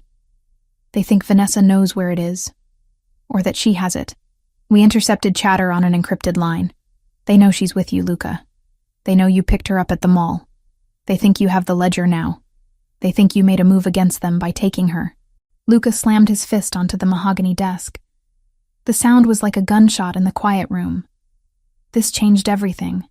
It wasn't just about protecting Vanessa from an abusive ex anymore. She was now a pawn in a mafia war. If the Ndrangheta thought she had their secrets, they wouldn't stop until they had her. Where is Daniel? Luca asked, his voice deadly calm. In the wind. We're tracking him, but he's gone underground. He probably sold the information about Vanessa to them to buy himself time. Find him, Luca ordered. Find him and bring him to the warehouse. I want to know exactly what he stole and who he told. And Bruno? Yes, boss? Tighten the perimeter around the penthouse. I want 3 more men in the lobby and 2 on the roof. No one gets within 100 yards of this building without me knowing their blood type. Understood. Should I tell the girl? Warn her? She needs to know the threat level has changed. Luca paused. He looked at the closed door of his office. He thought about Vanessa in the kitchen, flipping pancakes, finally smiling after years of terror. He thought about how she flinched at loud noises. If he told her that a ruthless criminal organization was hunting her, the fragile peace she had found would shatter. She would panic. She might try to run to protect him or Lily. She would start looking at the exits again. No, Luca said firmly. She knows about Daniel. She thinks he is the only threat. Let her believe that. I will handle the Ndrangheta. She doesn't need to carry that weight. I will be the wall. Is that wise, Luca? If she goes out, she isn't going out, Luca said. She stays here until I wipe the Calabrese family off the map. He hung up. He stood there for a moment, adjusting his cuffs, composing his face.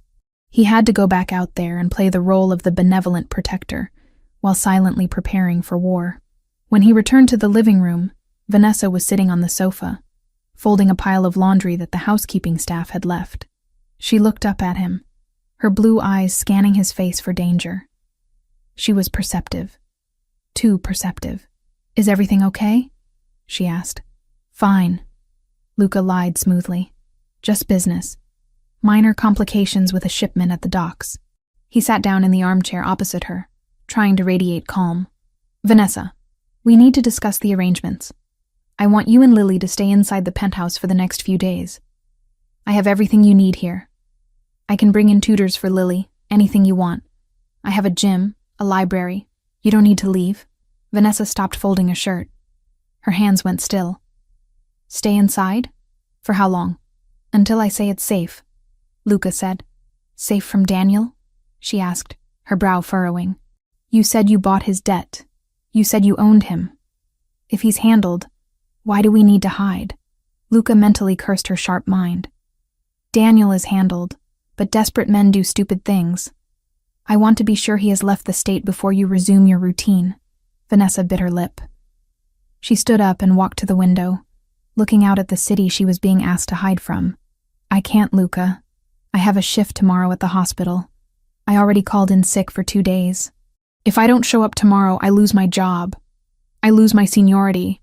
I lose the only thing that is mine. I will pay you double your salary, Luca said, frustration leaking into his voice. Triple. You don't need that job. You don't need to scrub floors and deal with sick people for pennies. Vanessa turned around, her eyes flashing with a sudden fire. It's not about the money. It's about my life. For 2 years, Daniel controlled where I went, who I saw, what I spent. I clawed that job back. I fought for it.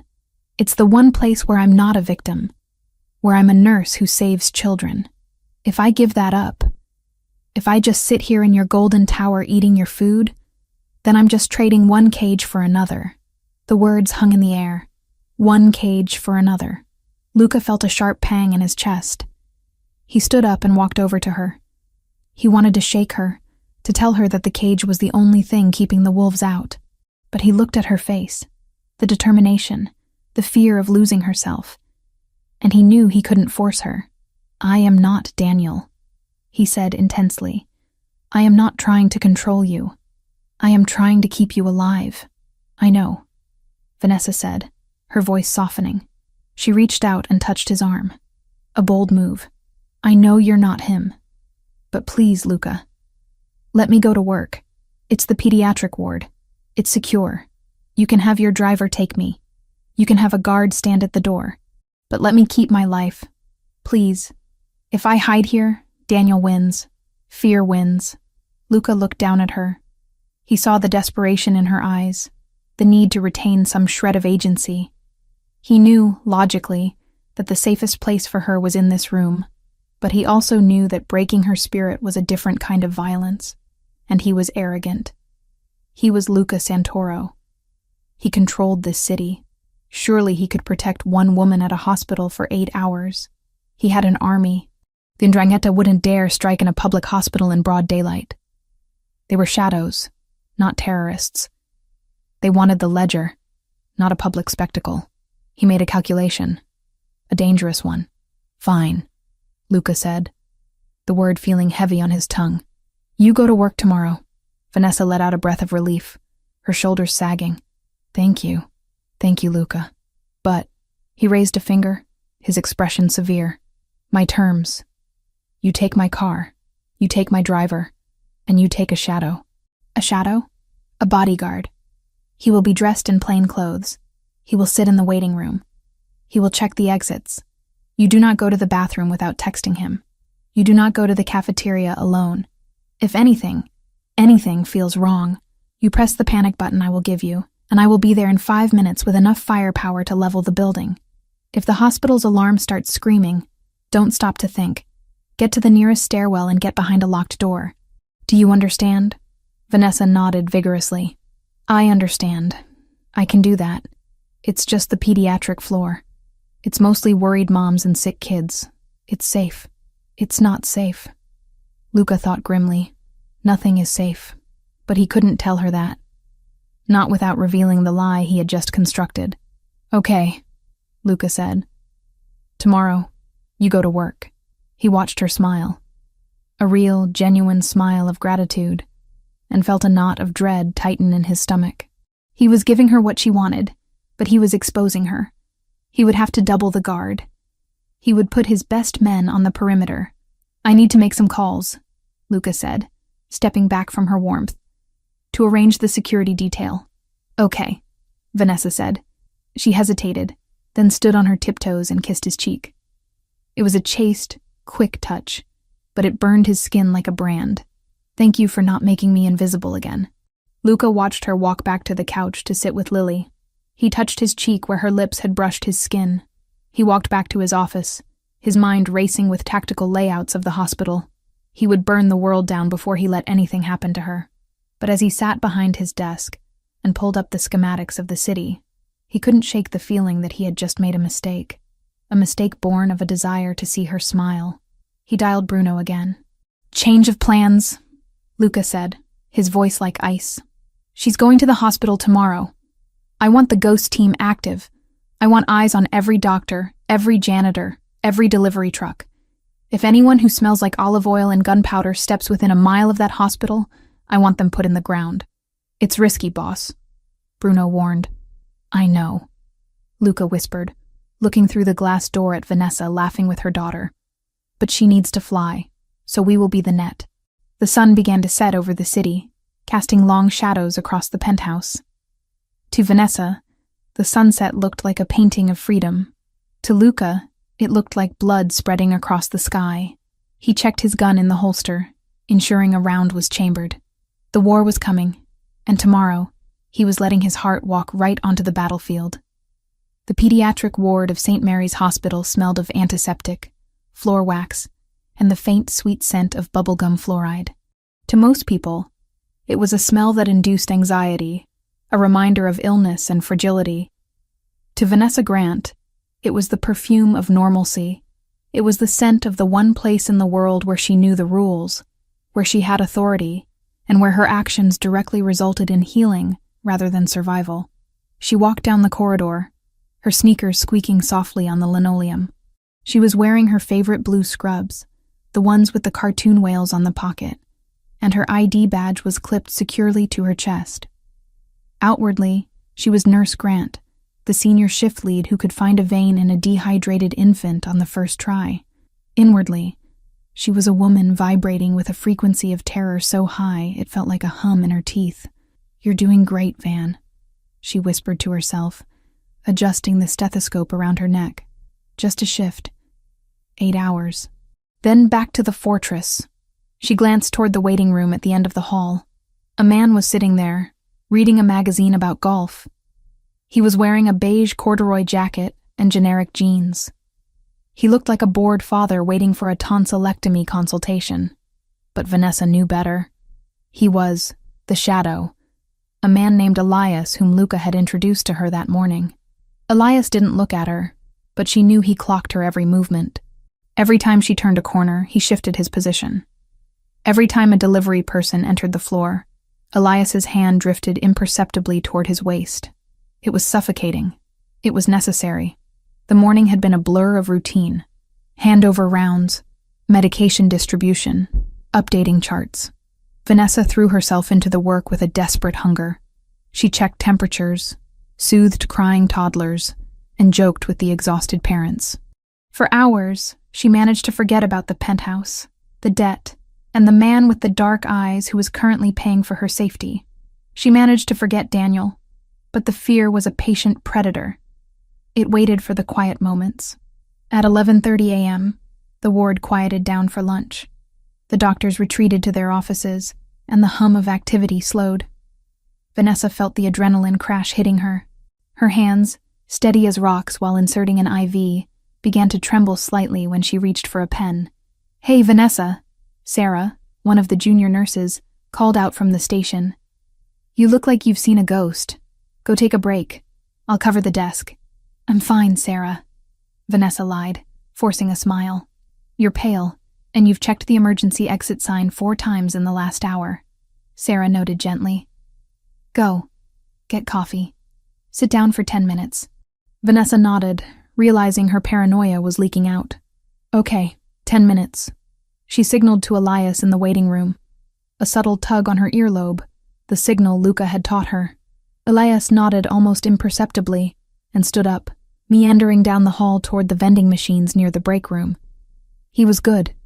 He was invisible. The break room was a small, windowless box tucked away near the service elevators. It contained a round table, a flickering fluorescent light, and a coffee machine that produced a sludge that tasted like battery acid. It was empty. Vanessa walked in and exhaled, leaning back against the closed door for a second. She fished her phone out of her pocket. No messages from Luca. Just a blank screen.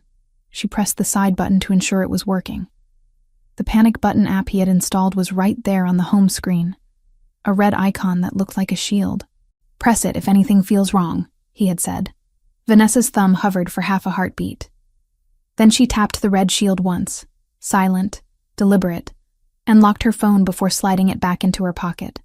No siren, no light show. just a single muted vibration against her palm. Everything feels wrong, she thought.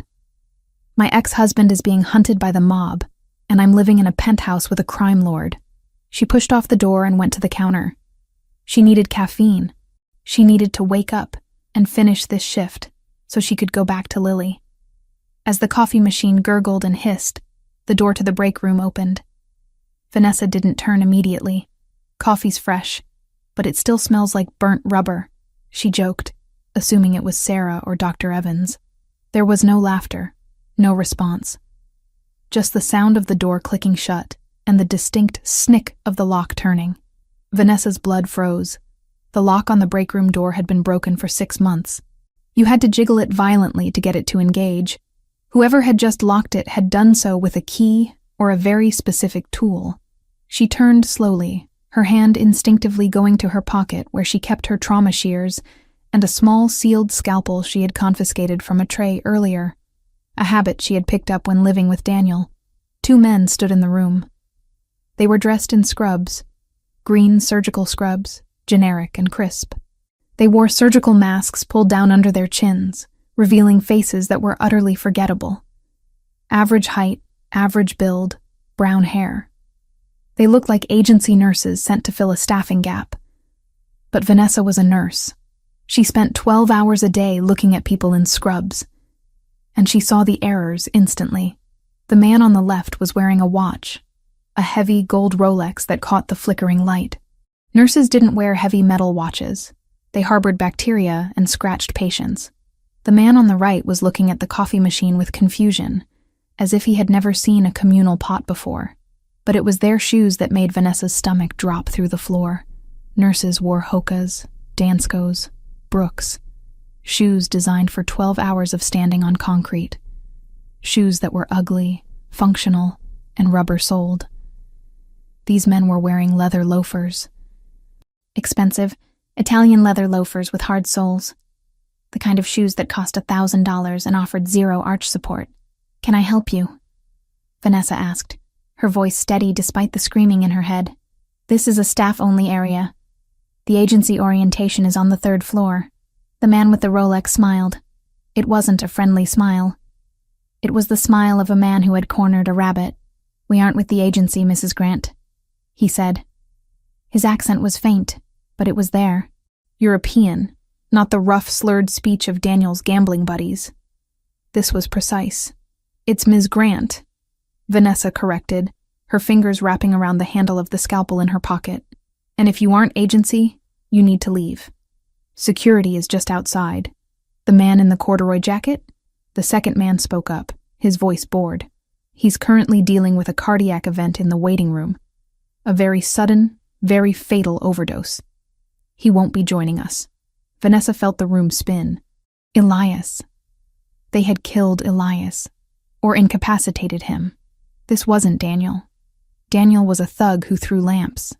These men were operators. "What do you want?" Vanessa asked, backing up until her hips hit the counter. The coffee pot was behind her, steaming hot. "We want the book," Rolex said, taking a step forward. "The ledger your husband stole. We know you have it. We know Santoro has you. So, we're going to take you, and then Santoro is going to give us the book to get you back. Simple geometry." "I don't know what you're talking about," Vanessa said, her voice rising. "I don't have a book. Daniel is a liar. He doesn't have anything." "Everyone has a price," the man said, reaching into his pocket. He pulled out a syringe. "We can do this quietly, Vanessa. You walk out with us. We say you felt sick. Or we can do it the hard way." Vanessa didn't think. She didn't weigh the options. The lizard brain that had kept her alive through 2 years of domestic abuse took over. She grabbed the pot of coffee. It was full. It was scalding. She didn't hesitate. She swung the glass carafe with all her strength, splashing the boiling liquid in a wide arc directly at their faces. The man on the right screamed, clutching his eyes as the hot liquid seared his skin. The carafe shattered against his shoulder, spraying glass and coffee everywhere. Rolex was faster. He ducked, taking the liquid on his arm, but the distraction bought Vanessa a second. She didn't run for the door. They were blocking it. She ran for the other exit. the service door that led to the linen chute and the back stairwell. It was usually locked from the outside, but she had a master key card. "Get her!" Rolex shouted, shaking the coffee off his arm. Vanessa swiped her badge. Red light. Denial. "Damn it!" she screamed, swiping again. Rolex lunged. He grabbed her scrub top, yanking her back. Vanessa spun around, the scalpel already in her hand. She slashed out blindly, a desperate, feral strike. The blade caught him on the forearm, slicing through the surgical scrub and into the skin. He hissed in pain and released her, looking at the blood welling up with genuine surprise. "You bitch," he growled. The fire alarm exploded into life. It wasn't just a siren. It was a deafening, strobing assault on the senses. Whoop, whoop, whoop. The sprinklers didn't go off, but the emergency lights began to flash. Luca. Vanessa knew it instantly. He was watching. He had seen the panic button activation. Or he was watching the cameras. The noise disoriented the men for a fraction of a second. Vanessa kicked the man with the burned face in the knee, hard, and swiped her card again. Green light. She threw herself through the heavy metal door and slammed it shut, engaging the deadbolt from the inside just as a heavy body slammed against it. She was in the service corridor. It was dark, smelling of dirty laundry and dust. It was under renovation, a maze of plastic tarps and exposed drywall. "Think, Vanessa, think," she panted, her breath coming in ragged gasps. She couldn't go down to the street. They would have a car waiting. She couldn't go back to the ward. She would lead them to the children. The door behind her shook. They were kicking it in. She ran. She sprinted down the corridor, dodging stacks of drywall and buckets of paint. She needed a weapon. She needed help. Her phone buzzed in her hand. A text from Luca. "Roof, now." The roof. It was 4 floors up. Vanessa hit the stairwell door and burst inside. She didn't look down. She started climbing, taking the steps 2 at a time. Her legs burned. Her lungs felt like they were filled with broken glass. She heard the service door crash open below her. Footsteps echoed on the concrete stairs. Fast. Heavy. "She's in the stairwell," a voice echoed up. Vanessa scrambled up the 2nd flight. 3rd flight. She could hear them gaining on her. They were faster, stronger. She fumbled in her pocket for the pepper spray she had transferred from her purse. It was a small canister, meant for aggressive dogs, not hitmen. She reached the landing for the roof access. The door was marked, "Alarm will sound." The alarm was already sounding. She hit the panic bar. Locked. "No," she sobbed, throwing her weight against it. "No, no, no." It was a security door. It needed a key. Or a code. The footsteps were right below her now. She spun around, back against the steel door, holding the scalpel in one trembling hand and the pepper spray in the other. Rolex appeared on the landing below. He was bleeding from his arm, his face twisted in a mask of pure rage. He held a gun now, a pistol with a long suppressor attached to the barrel. "End of the line, nurse," he spat, raising the weapon. Vanessa squeezed her eyes shut. She thought of Lily. She thought of the dollhouse. She thought of Luca's dark eyes in the kitchen. "I'm sorry." The door behind her clicked. It didn't just unlock. It was thrown open with such force that the suction nearly pulled Vanessa off her feet. A hand, large, strong, and wearing a black leather glove, grabbed the back of her scrubs and yanked her backward into the biting cold air of the roof. Vanessa stumbled, falling onto the gravel surface of the roof. Luca Santoro stepped past her, moving into the doorway she had just vacated. He wasn't wearing a suit. He was wearing a tactical vest over a black sweater, and he was holding a weapon that looked far too large for a civilian setting. Rolex, still on the stairs, looked up. His eyes widened. He raised his gun. Luca didn't hesitate. He didn't speak. He fired twice. The sounds were sharp cracks, swallowed by the wind and the fire alarm echoing from the building. Rolex crumpled backward, tumbling down the stairs. The second man, the one with the burned face, appeared behind him. Luca fired once. Center mass. The threat was neutralized in less than 3 seconds. Luca stepped back and kicked the heavy steel door shut, engaging the locking mechanism. He turned to Vanessa. For a moment, he looked terrifying. His face was a mask of cold violence, his eyes dark voids. He looked like the monster the city whispered about. Then he saw her. He saw the coffee stains on her scrubs, the scalpel clutched in her white-knuckled hand, the terror etched into her face. The mask shattered. "Vanessa!" He choked out, dropping the weapon to his side on its sling and rushing to her.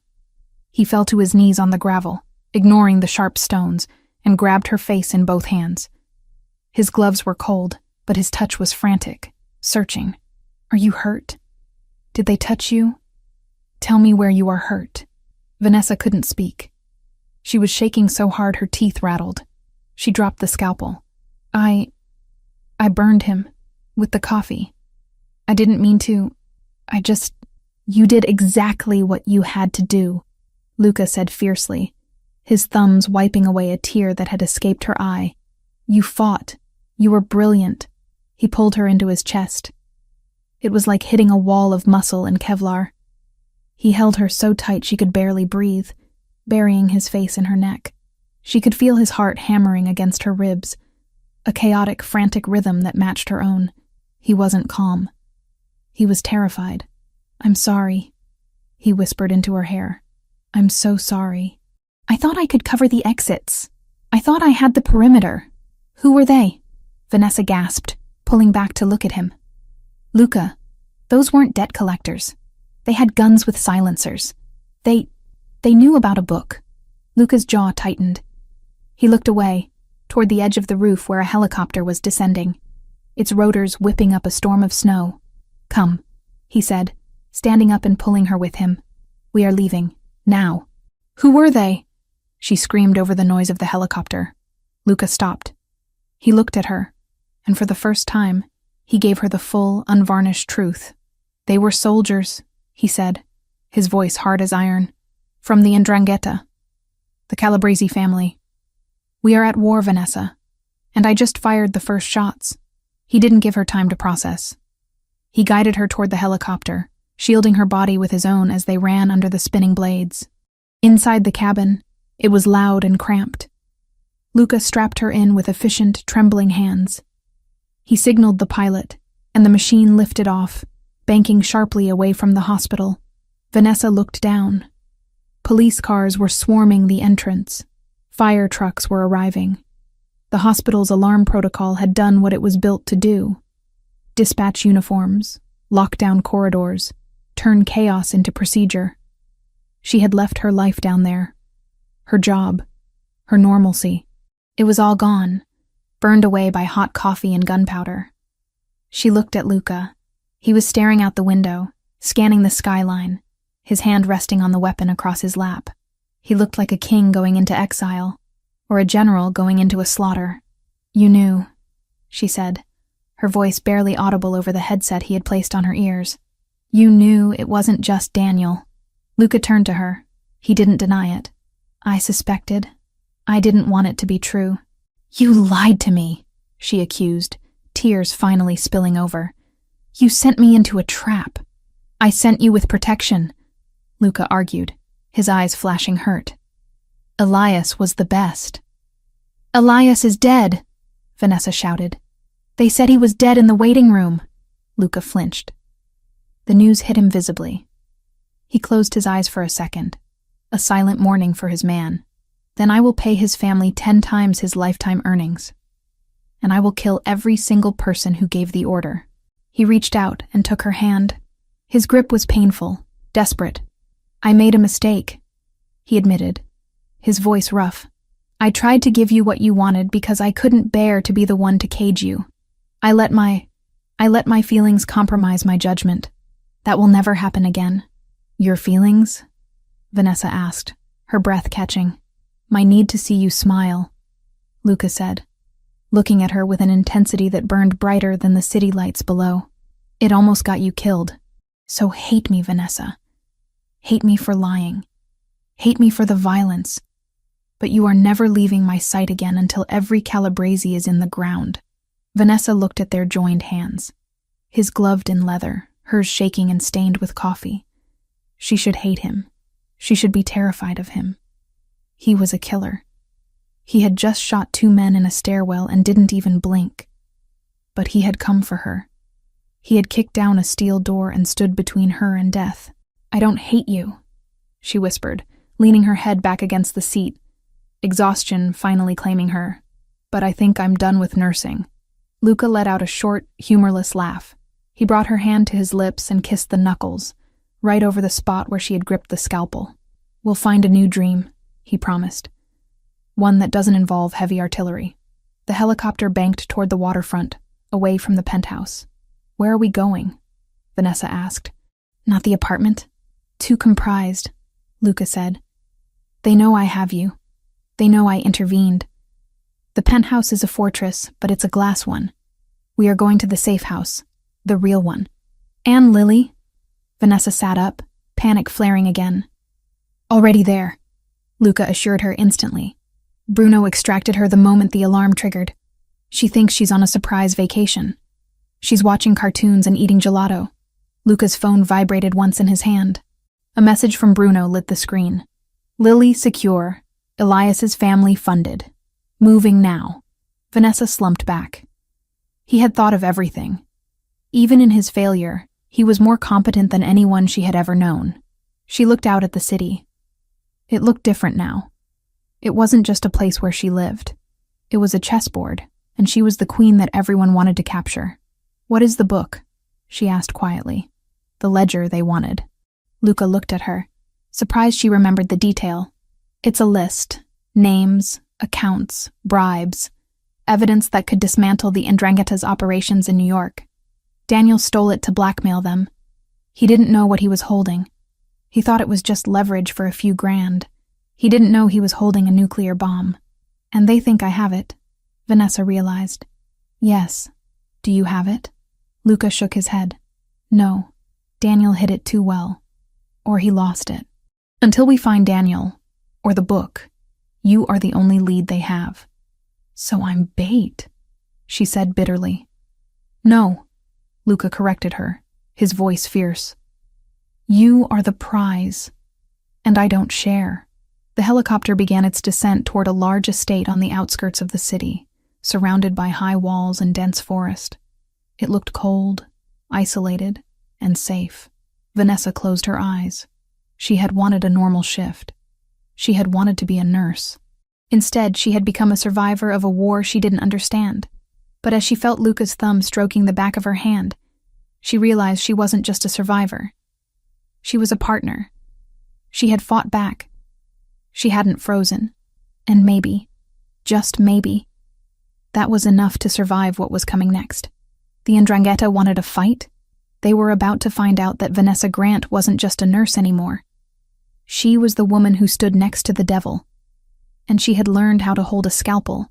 The dress lay on the bed like a pool of spilled wine. It was a deep, rich burgundy velvet, heavy and soft, catching the dim light of the safe house bedroom with a predatory gleam. It wasn't just a garment. It was a statement. It was the color of royalty, of power, and of blood. Vanessa Grant stood before it, wrapped in a towel, her hair still damp from the shower. The steam from the bathroom had faded, leaving the air cool and crisp, but her skin felt hot. 2 days had passed since the hospital attack. 2 days of hiding in this fortified estate surrounded by dense forest and armed guards. 2 days of watching Luca pace the hallways like a caged tiger, coordinating a war from his encrypted phone. Tonight, the Cold War would turn hot. She reached out and touched the fabric. It was cool against her fingertips. This was the armor Luca had chosen for her. Tonight was the Santoro Winter Gala, the most exclusive event on the city's social calendar. Usually, it was a night for charity and networking. Tonight, it was a trap. "Are you ready?" Vanessa turned. Luca was standing in the doorway. He was already dressed in a tuxedo that fit him with lethal precision. The black wool absorbed the light, making his white shirt and black bow tie pop in stark contrast. He looked devastatingly handsome, but it was the beauty of a weapon. Sleek, dark, and designed to end things. "I don't know," Vanessa admitted, her voice steady despite the flutter in her stomach. Lily is asleep. Luca cut in gently, stepping into the room.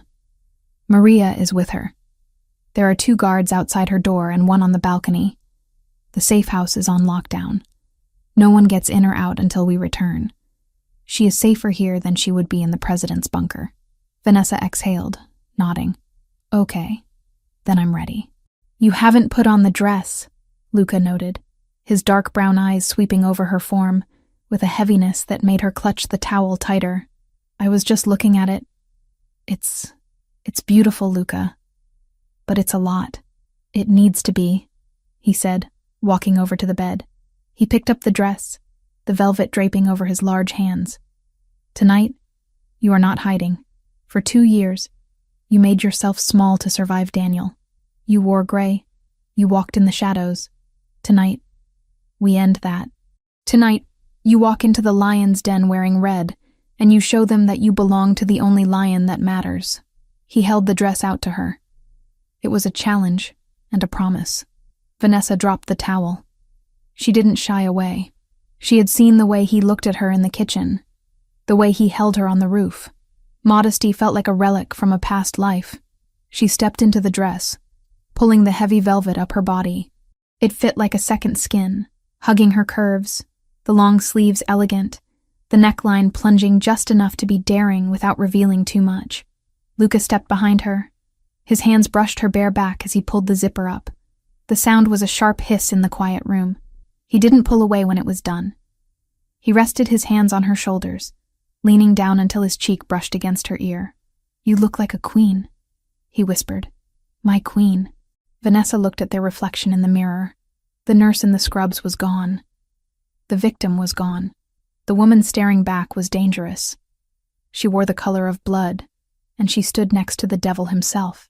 Let's go catch a monster, she said. The drive to the city was silent. The armored limousine moved through the slushy streets like a shark through dark water. Vanessa sat next to Luca, her hand resting in his. His grip was firm, grounding. He was checking his phone periodically, reading messages that vanished as soon as he saw them. Vittorio is there, Luca said, breaking the silence as the city skyline rose up to meet them. He arrived 10 minutes ago. He thinks he's there to accept an award for Philanthropist of the Year. The irony is not lost on me. And the 'Ndrangheta? Vanessa asked. They are embedded. Waiters, valets, guests. They think they are the hunters tonight. They think I am weak because I have been hiding you. They think I will be distracted. Will you be? Luca turned to her. The passing streetlights illuminated the sharp angles of his face. Distracted? No. Motivated? Yes. When we walk through those doors, Vanessa, you stay on my left. Always on my left. That keeps my gun hand free. Vanessa nodded, glancing at the bulge under his jacket that was invisible to anyone who didn't know it was there. What is the signal? I will ask you to dance, Luca said. The second dance, the waltz. That is when the trap springs. The car slowed. They had arrived. The venue was a massive, historic hotel in Midtown, its facade bathed in golden light. A red carpet stretched up the steps, flanked by shivering photographers and eager paparazzi. This was the public face of the Mafia. Legitimacy, wealth, glamour. The chauffeur opened the door. The cold air hit Vanessa instantly, biting at her exposed neck. But she didn't shiver. She channeled every ounce of strength she had left. Luca stepped out first. The flashbulbs erupted like a lightning storm. He ignored them, buttoning his jacket, and turned to offer her his hand. Vanessa took it. She stepped out onto the red carpet. The reaction was immediate. A hush rippled through the press line, followed by a frantic increase in the clicking of shutters. The media knew Luca Santoro was a recluse. They knew he was single. Seeing him arrive with a woman, a stunning woman in burgundy velvet, was the scoop of the year. Keep your head up, Luca murmured, his voice barely moving his lips as he guided her forward. Look at them like you own the cameras. Look at them like you're bored. Vanessa lifted her chin. She thought of Daniel cowering in the parking lot. She thought of the men in the hospital stairwell. She wasn't afraid of cameras. Who is she? A reporter shouted. Mr. Santoro. A name. Luca didn't stop. He placed his hand on the small of her back. a possessive claim that the entire world could see. He guided her up the stairs, past the velvet ropes, and into the warmth of the grand ballroom. Inside, the noise of the city was replaced by the swell of a string quartet and the murmur of 1,000 wealthy voices. The room was a sea of black tuxedos and glittering gowns. Crystal chandeliers the size of small cars hung from the ceiling. It smelled of expensive perfume, champagne, and power. "Stay close," Luca said, his eyes scanning the room. He wasn't looking at the decor. He was counting heads. He was identifying threats. Vanessa scanned the room, too. She saw men who looked like politicians, women who looked like models, and men who looked like sharks in human skin. "There," Luca whispered. Vanessa followed his gaze. Across the room, near the open bar, stood a man in a white tuxedo jacket. He was older, with silver hair and a face that looked like it had been carved from granite. He was laughing, holding a glass of scotch, surrounded by sycophants. "Vittorio," Vanessa breathed. The man who had ordered the hit at the hospital. The man who wanted her dead because of a ledger she didn't have. "He looks comfortable," she noted with a surge of anger. "He thinks he has won," Luca said, his voice ice cold. "He thinks his sniper is in position on the north balcony. He thinks his men have secured the exits. He doesn't know that my men quietly removed his sniper 20 minutes ago. And he doesn't know that the waiter's pouring his scotch work for me. So we just wait? We wait. We mingle. We let him see you. We let him think his plan is working. He needs to believe you are exposed." They moved through the crowd. Luca introduced her simply as Vanessa. He didn't give a last name. He didn't explain. The mystery only added to the tension. Men shook Luca's hand with deferential fear. Women looked at Vanessa with jealous scrutiny. Vanessa played her part. She smiled. She accepted a glass of champagne she didn't drink. She laughed softly at jokes she didn't hear, but her senses were dialed up to 11. She noticed the waiter who lingered too long near the pillar. She noticed the man by the curtains who wasn't drinking. "You're doing well," Luca murmured against her ear as they paused near a towering ice sculpture. "Better than well. You're natural." "I'm terrified," she whispered back, keeping her smile fixed. "Good. Fear keeps you sharp." Suddenly the atmosphere shifted. Vittorio had seen them. The older man stopped laughing. He set his glass down. His eyes locked onto Vanessa across the room. It was a look of pure, unadulterated malice. He whispered something to the man beside him, and the man nodded and slipped away into the crowd. "He's initiating," Luca said, his muscles tensing under the suit. "He's giving the order." "Is it time?" Vanessa asked, her heart hammering against her ribs. "Almost. The band is changing tempo." The string quartet faded out, and a full orchestra began to play. The notes were slow, melodic, haunting, a waltz. "May I?" Luca extended his hand. This was it. The signal. Vanessa placed her hand in his. "Yes." He led her to the dance floor. They were the first couple to step out. The spotlight hit them, blindingly bright. For a moment, it was just the two of them in a circle of light, surrounded by darkness and danger. Luca pulled her close. His right hand gripped her waist firmly, his left holding hers up. They began to move. Luca danced the way he fought, with fluid, commanding precision. He led her effortlessly, spinning her through the steps. "Listen to me," Luca said, his voice low and intense as they turned. "In 60 seconds the lights will cut. When they do, you drop to the floor. Do not hesitate. You drop, and you crawl toward the exit behind the bandstand. I will cover you. I'm not leaving you." Vanessa whispered, tightening her grip on his shoulder. "You are not leaving me," Luca corrected. "You are moving to the extraction point. I will be right behind you. But I need to clear the path. Vittorio's men are going to rush the floor. What about the sniper?" "Neutralized, but he has a backup team inside. 4 men. I've marked 3. The 4th is a wild card." They spun again. The velvet of her dress swirled around her legs. Vanessa looked over Luca's shoulder. She saw the man Vittorio had whispered to. He was moving toward the edge of the dance floor, his hand reaching inside his jacket. "Luca, 3 o'clock, she hissed. "I see him." Luca said calmly. Keep dancing. Let him get closer. He's going to shoot. He's going to try. The music swelled. The crescendo was building. The tension in the room was palpable. The guests seemed to sense that something was wrong. The air was too thick, the smiles too brittle. Vanessa, Luca said, pulling her slightly closer, his forehead resting against hers for a fleeting second. Whatever happens next, know that I bought that dollhouse. I bought the debt. And I would burn this entire city to keep you safe. Not because of the book, because of you. Vanessa's breath hitched. It was a confession in the middle of a battlefield. I know, she whispered. The music hit its peak. Click. The ballroom plunged into darkness. The blackout was absolute. A collective scream rose from the crowd, a wave of panic. Vanessa didn't scream. She dropped. She fell to her knees, the velvet dress cushioning the impact against the polished floor. Above her, the air exploded. Pop, pop, pop! Muzzle flashes illuminated the dark like strobe lights. It wasn't the sniper. It was Luca. He had drawn his weapon the instant the lights died. Vanessa scrambled on her hands and knees, moving toward the bandstand as instructed. The chaos was deafening. Guests were stampeding, glass was shattering, and the orchestra had abandoned their instruments. She looked back. In the strobe light flashes of gunfire, she saw Luca. He wasn't hiding.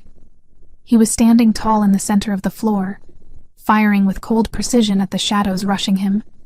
He was a demon of vengeance in a tuxedo. Luca! She screamed, seeing a figure lunge at him from the side, the wild card. Luca spun, using his gun as a club to strike the attacker across the face, then kicked him away. He fired again, clearing the space. Go, Vanessa! Go! He roared, his voice cutting through the screams. She reached the edge of the bandstand. A hand reached out from the heavy velvet curtains behind the stage. Vanessa flinched, raising her arm to strike, but a familiar voice hissed. It's Bruno. Mrs. Grant, come with me. Bruno, Luca's head of security, pulled her behind the curtain. The backstage area was dimly lit by emergency red lights. Where is Luca? Vanessa demanded, trying to pull away. He's right behind us. Move. We have to get to the loading dock. Phase 2 is active. Vanessa ran, lifting the heavy skirts of her dress. They burst through the rear exit doors into the freezing alleyway behind the hotel. The cold air hit her sweat-dampened skin like a physical blow. A black sports car, low, sleek, and aggressive, skidded around the corner and screeched to a halt in front of them. The passenger door flew open. Get in! Bruno shouted, shoving her toward it. Vanessa scrambled into the low seat. The engine was roaring like a trapped beast. A second later, the rear door of the hotel banged open again. Luca burst out. He was breathing hard, his tie undone, his gun still in his hand. He didn't look back at the chaos he had left inside. He sprinted for the car, vaulting into the driver's seat. Are you hit? He demanded, looking at her immediately. No, you? No. He slammed the car into gear. Vittorio is down, but his lieutenants are still standing. They will be chasing. Is this phase 2? Vanessa asked, gripping the dashboard as Luca floored the accelerator, the tires smoking against the asphalt. Phase 2, Luca confirmed, his eyes checking the rearview mirror where headlights were already appearing. We draw them out. We lead them away from the guests, away from the civilians. We take them to the killing ground. The warehouse, Vanessa realized. The warehouse, Luca agreed. He reached over and took her hand, squeezing it once before returning it to the wheel. You looked beautiful, Vanessa, even crawling on the floor. Vanessa let out a breathless, hysterical laugh. You know how to show a girl a good time, Santoro.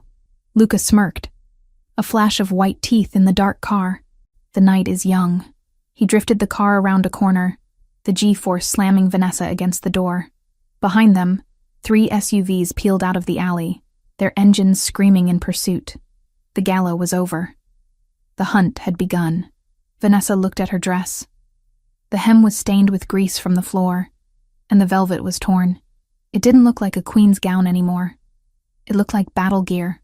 And as she watched Luca navigate the city streets at 100 miles an hour, leading the wolves into his trap. She realized she wouldn't have it any other way. "They're gaining," she noted, watching the lights in the mirror. "Let them," Luca said softly. "They need to feel like they can catch us. That's the only way they'll follow us into the dark."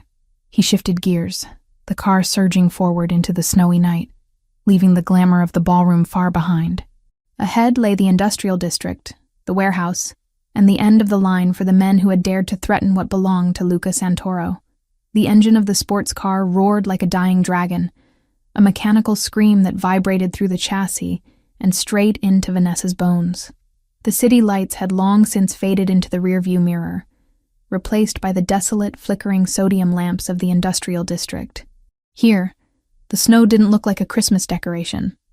It looked like ash, coating the rusting skeletons of abandoned factories and shipping containers.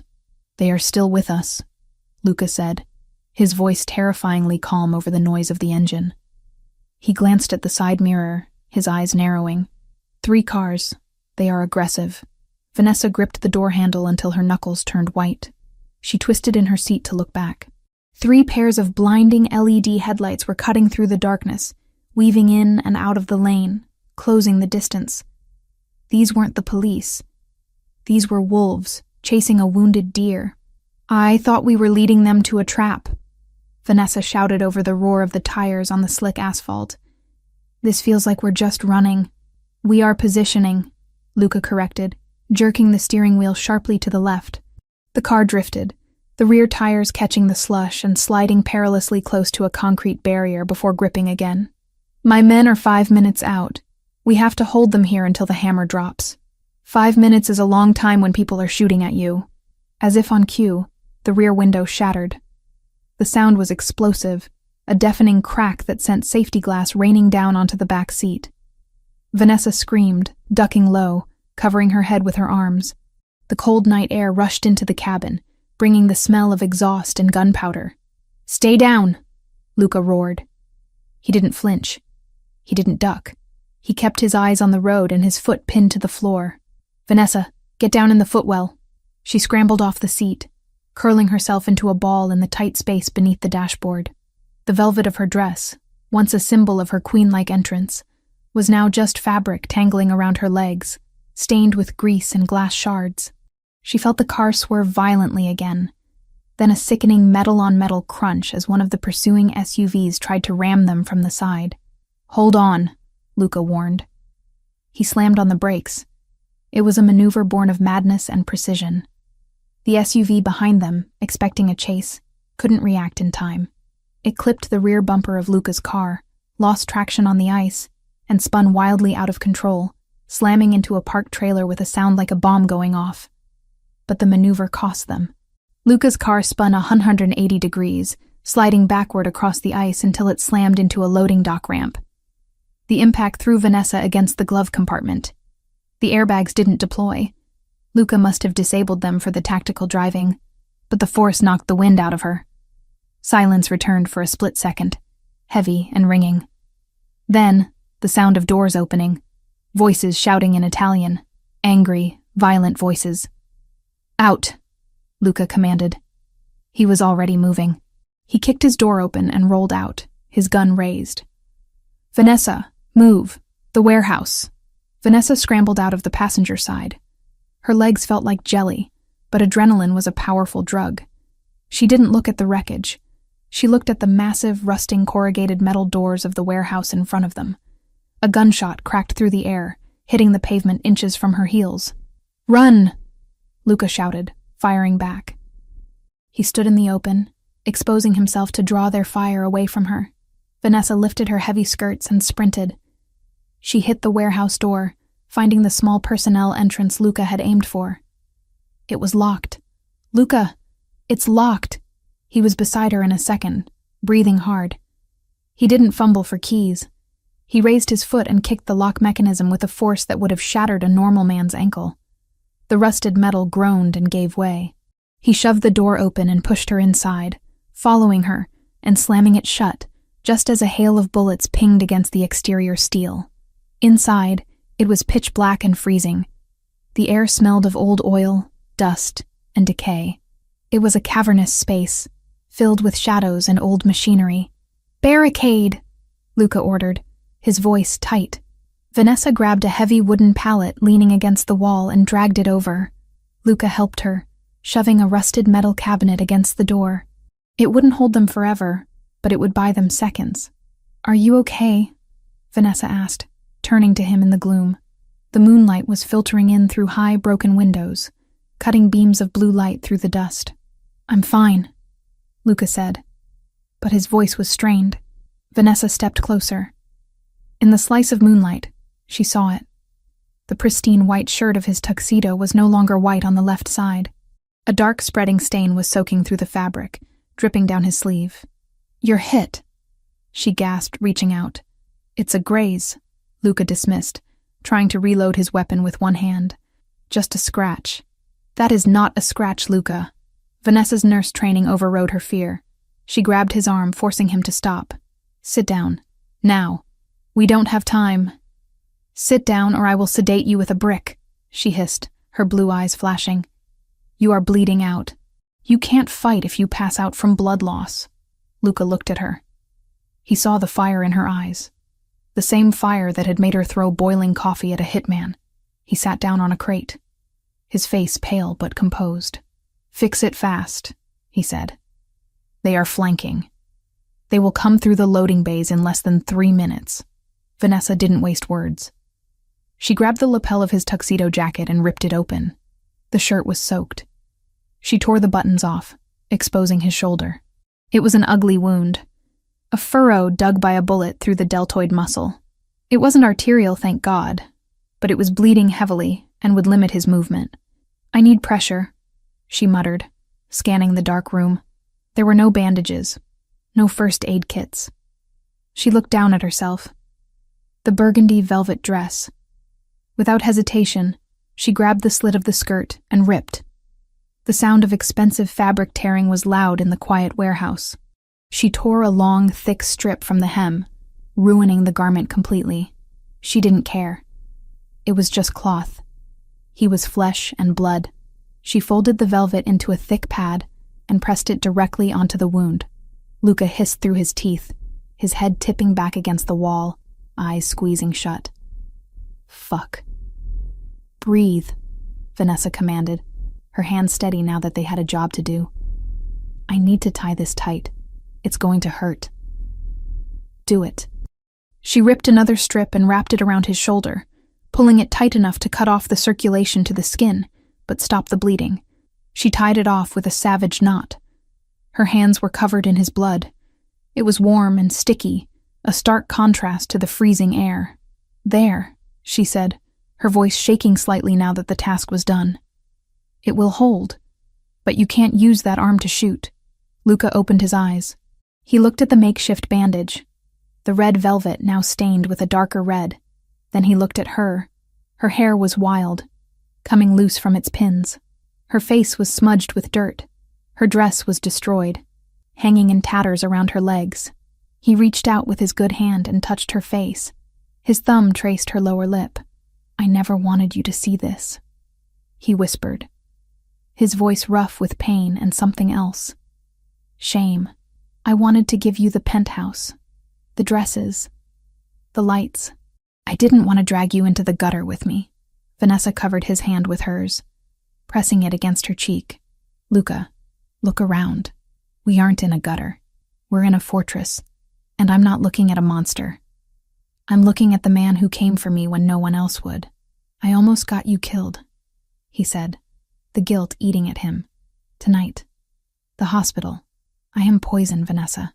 "You're not poison," she said fiercely, leaning in until their foreheads touched. "You're the antidote. You saved me from a life that was killing me slowly. I would rather bleed with you in this warehouse than live another day safe in that apartment with Daniel." Luca stared at her, stunned by the ferocity of her loyalty. He leaned forward and kissed her. It wasn't a gentle kiss. It tasted of copper, adrenaline, and desperation. It was a seal, a promise. Clang. The sound of metal hitting concrete echoed from the far side of the warehouse. Luca broke the kiss instantly, the soldier returning to the surface. "They're inside." He stood up, testing his left arm. He winced but nodded. He checked the magazine of his gun. 2 rounds left. I have 1 spare clip. That's it. Where is Bruno? Vanessa asked, backing up against the crate. Close, but not close enough. Luca reached to the small of his back and pulled out a second weapon. A smaller, compact pistol he kept as a backup. He checked the safety and handed it to Vanessa. She stared at the gun. It was heavy, cold, and lethal. She had never held a gun in her life. She healed people. She didn't break them. Take it, Luca ordered. Safety is off. You point and you pull the trigger. Don't think about who they are. Think about Lily. Vanessa took the gun. Her hand trembled, then steadied. Lily. Okay, she whispered. Get behind those oil drums, Luca instructed, pointing to a stack of barrels near the center of the room. Keep your head down. Do not shoot unless they cross the yellow line on the floor. If they cross that line, you empty the clip. Understood? Understood. Luca moved away from her, heading toward the shadows on the right flank, drawing their attention. Vittorio sent boys to do a man's job, Luca shouted into the darkness, his voice echoing off the metal walls. Come out, let's finish this. A burst of automatic gunfire answered him, sparks flying from the pillar Luca had just passed. He returned fire. 2 controlled shots.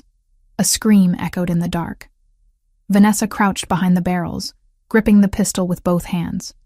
Her heart was beating so fast it felt like a hummingbird trapped in her chest. She watched the darkness. She saw movement. To her left, while Luca was engaging the main group on the right, a shadow was creeping along the wall, heading toward his blind spot. A man in a dark tactical vest, moving silently. He had a shotgun. He was going to flank Luca. He was going to kill him. Vanessa didn't think. She didn't hesitate. The image of Lily opening her dollhouse flashed in her mind. The image of Luca bleeding on the crate. She stood up. Hey! She screamed. The shadow turned, surprised to see a woman in a tattered ball gown standing amidst the wreckage. Vanessa raised the gun. She didn't close her eyes.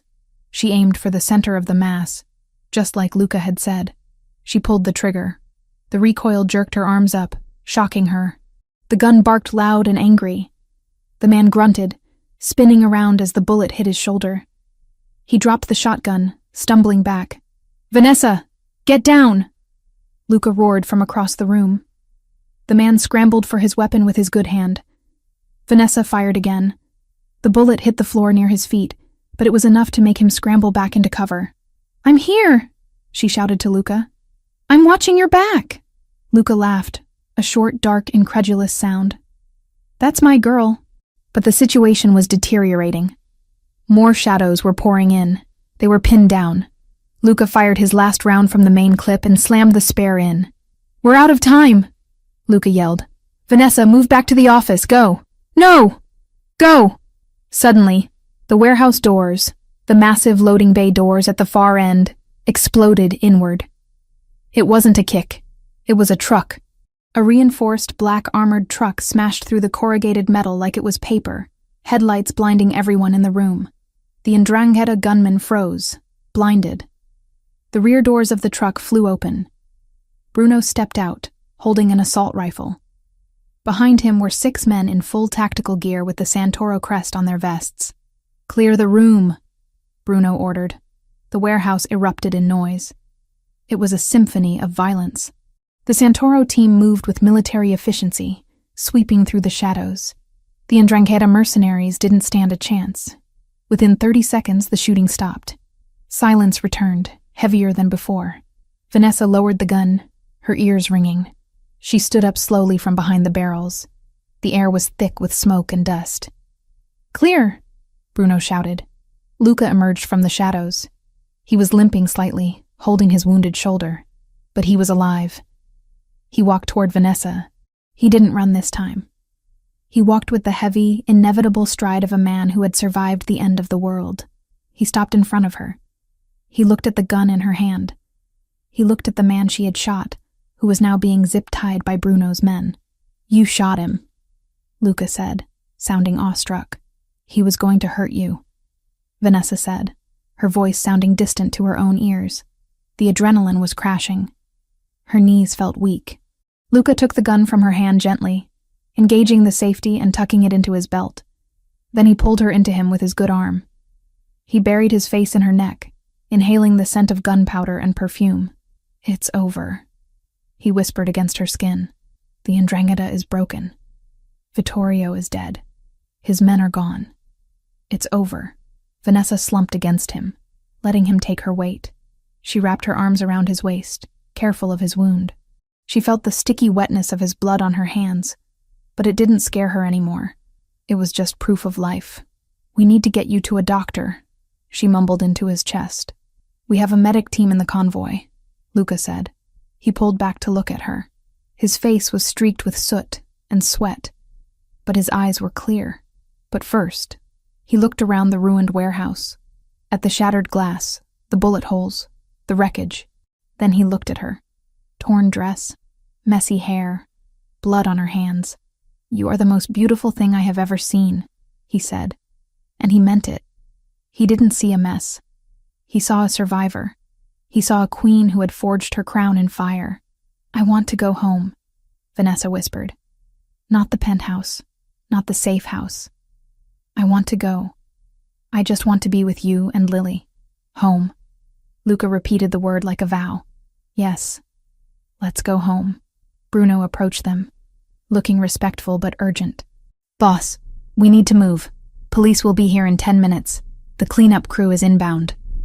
"Let's go," Luca said. He guided Vanessa toward the armored truck. She stopped at the door and looked back one last time at the dark warehouse. She was leaving more than just a ruined dress in there. She was leaving the last of her fear. She had faced death. She had held a weapon. And she had stood her ground. She wasn't just the woman the Mafia boss had saved anymore. She was the woman who had saved him back. "Vanessa?" Luca called from the truck, his hand outstretched. She took it. She climbed up into the safety of the armored vehicle, sitting next to him on the bench seat, as the truck rumbled to life and pulled out into the snowy night, leaving the carnage behind. Vanessa rested her head on Luca's uninjured shoulder. He kissed the top of her head. "Sleep," he murmured. "I'll wake you when we get there." "Where?" "To the beginning," Luca said. "The real beginning." The convoy moved out, a line of black steel cutting through the white snow, heading toward a Christmas morning that had been bought with blood and paid for with loyalty. The war was won. Now they just had to survive the peace. The morning sun that filtered through the floor-to-ceiling windows of the penthouse was not the harsh gray light of a winter storm. It was gold, brilliant and blinding, reflecting off the fresh layer of snow that coated the city like a pristine blanket. It was December 25th, Christmas morning. Vanessa Grant woke up slowly, her body heavy with the kind of deep, restorative sleep she hadn't experienced in years. For a moment, suspended between dreams and wakefulness, she panicked. Her hand shot out across the sheets, searching for the cold, empty space of her old mattress, waiting for the sound of Daniel's angry footsteps in the hallway, or the draft from the broken window. Instead, her hand brushed against silk sheets that felt like water. The air smelled of pine needles, roasting coffee, and expensive cologne. The silence wasn't threatening. It was absolute, guarded, and safe. She sat up, blinking against the light. She was alone in the massive bed, but the indentation on the pillow beside her proved she hadn't started the night that way. She pulled the duvet up to her chin, a blush heating her cheeks as memories of the last 2 days washed over her. The warehouse, the blood, the drive back, and then the quiet aftermath where they had simply held each other, too exhausted for passion, but too desperate for separation. "Luca," she whispered, though she knew he wasn't in the room. She slid out of bed, her feet sinking into the plush carpet.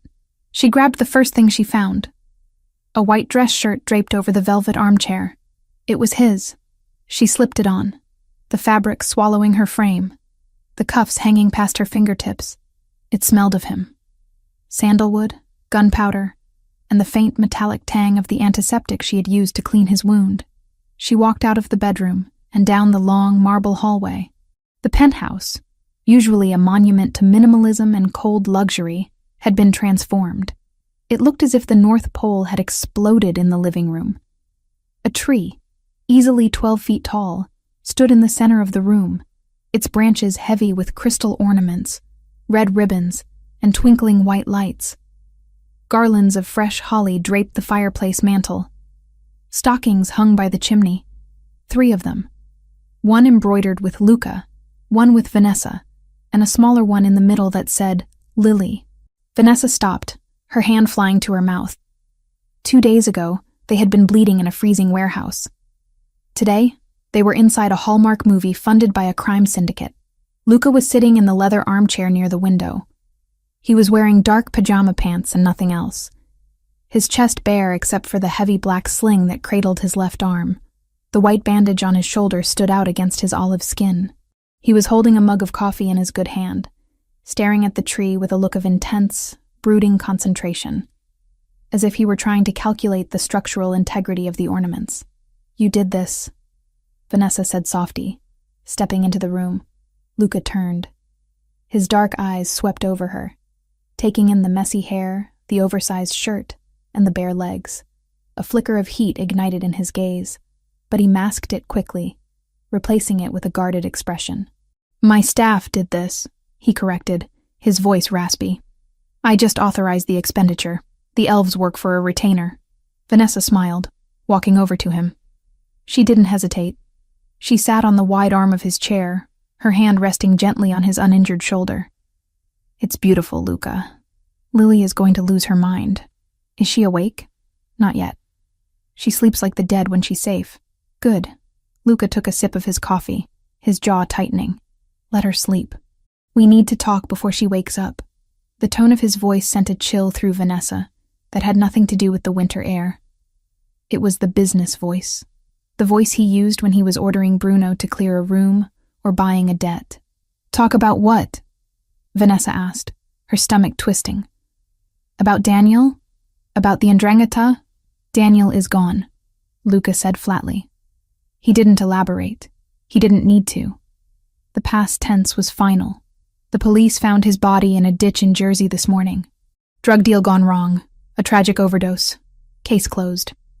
Vanessa exhaled long and unsteady, as if her body was finally letting go of an old, stubborn tension. Dead. The monster under her bed was dead. She waited for the grief, or the guilt. But there was nothing. Just a vast, empty space where the fear used to be. And the Ndrangheta? She asked. Broken, Luca said. The raid on the warehouse was decisive. We cut off the head of the snake. The remnants have fled back to Italy. You are safe, Vanessa. Truly safe. No one is looking for you. No one is hunting you. Okay, she said slowly, watching his face. He wasn't looking at her. He was looking at the snow falling outside. That sounds like good news. So why do you look like you're about to fire me? Luca set the coffee mug down on the side table with a sharp click. He reached into the pocket of his pajama pants and pulled out a long, rectangular velvet box. It wasn't a ring box. It was too long for that. He held it out to her. His hand was steady, but his knuckles were white. Open it. Vanessa took the box. Her fingers trembled slightly. She opened the lid. Inside, resting on the black satin, was a heavy iron key and a folded stack of legal documents. What is this? She whispered. Freedom, Luca said. He shifted in the chair, wincing as the movement pulled at his stitches. That is the deed to a house in Connecticut. 4 bedrooms, big yard, good school district. It is fully furnished and paid for in your name. The taxes are prepaid for 20 years. He pointed to the papers. And that is a trust fund for Lily. It has enough money to ensure she never has to ask Santa for food again. She can go to college. She can travel. She can do whatever she wants. Vanessa stared at the contents of the box. It was a fortune. It was the escape hatch she had dreamed of every night she lay awake in her old apartment. It was a clean slate. I don't understand, she said, looking up at him. Are you sending us away? Luca finally looked at her. His eyes were dark pools of pain. I am giving you a choice, a real choice. When we met at the mall, you were desperate. You didn't choose me. You grabbed the only lifeline that was thrown to you. You needed protection. You needed money. He leaned forward, his voice dropping to a rough whisper. You have those things now. The threat is gone. You don't need the monster anymore. Monster? Vanessa repeated, her voice rising. Look at me, Vanessa. Luca snapped, gesturing to his sling, to the bruises on his ribs, to the invisible weight of the violence he carried. I am a man who kills people. I am a man who starts wars in warehouses. 2 days ago, you had to shoot a man to save my life. You had blood on your hands. My blood. His blood. He looked away, shame coloring his features. I never wanted that for you. I wanted to be your hero, not your corruptor. You are a nurse. You heal people. I break them. If you stay here, if you stay with me, that violence will always be a shadow in the corner. You can take that key, Vanessa. You can take Lily and go to Connecticut and live a normal, safe, beautiful life where no one shoots at you. The silence that followed was thick and heavy. Vanessa looked at the key. It was heavy, cool metal. It represented safety, normalcy, the life she was supposed to want. Then she looked at Luca. She saw the tension in his jaw, the way he was bracing himself for her to leave, as if he had already accepted that he wasn't good enough to keep her. She saw the boy from chemistry class who had been shocked that someone would help him with a cut. She saw the man who had bought a dollhouse because a little girl asked for a father. She closed the velvet box with a soft snap. Luca flinched, as if the sound was a gunshot. The car is waiting downstairs. Bruno will drive you whenever you are. Vanessa stood up. She walked over to the fireplace, where a cheerful fire was crackling behind the grate. Vanessa? Luca asked, confusion clouding his face. She tossed the velvet box into the fire. Luca surged out of the chair, ignoring his injury. Vanessa, what are you doing? That is— I know what it is, she interrupted, turning to face him, her eyes blazing with a blue fire that matched the intensity of the flames. It's a severance package, and I don't accept it. It's not a severance package, it's a life, Luca shouted, closing the distance between them. It's safety. Why would you burn safety? Because it's not my life, she shouted back, stepping into his space, grabbing the lapels of his shirt that she was wearing.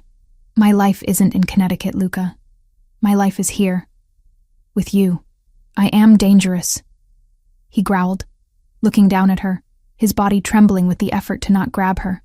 I will always be dangerous. So am I, Vanessa said fiercely. I shot a man, Luca. I didn't freeze. I didn't cry. I pulled the trigger because he was threatening my family. You think I can go back to being a normal suburban mom after that? You think I want to? She softened her grip, her hands sliding up to cup his face. The stubble on his jaw scratched her palms. You said I didn't choose you, she whispered. You said I just grabbed a lifeline. Maybe that was true at the mall. But I'm not at the mall anymore. I'm standing in your living room, wearing your shirt, staring at the Christmas tree you put up for my daughter. She rose on her tiptoes, forcing him to look her in the eye. I know exactly who you are, Luca Santoro. You are the man who remembers a tissue from 15 years ago. You are the man who sat in a freezing car to watch my back.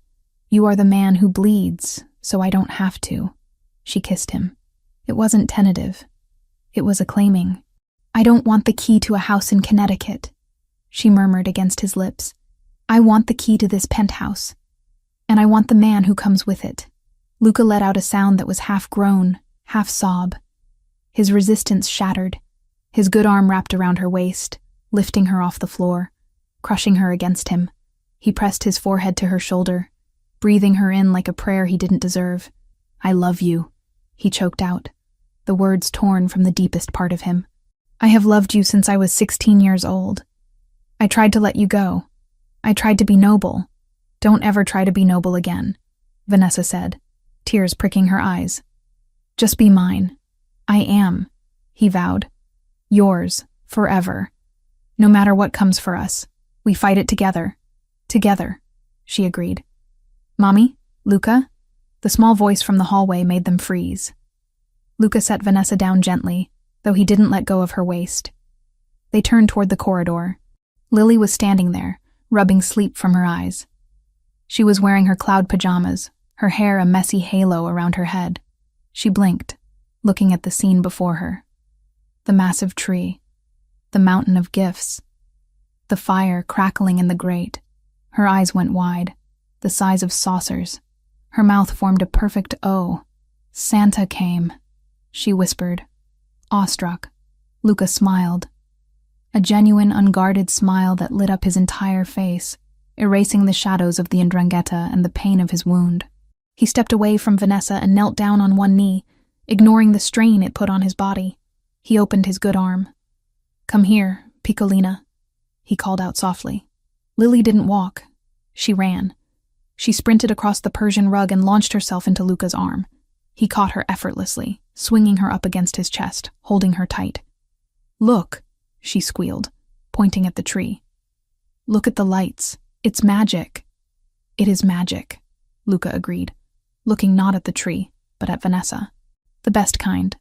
Lily wiggled to get down, her eyes locking onto the pile of presents. She ran to the tree, vibrating with excitement. She picked up a box wrapped in gold paper that was bigger than her head. She looked back at them, hesitating. "Is it for me?" she asked. "Read the tag," Vanessa said, leaning against Luca's side, his arm immediately coming around to hold her.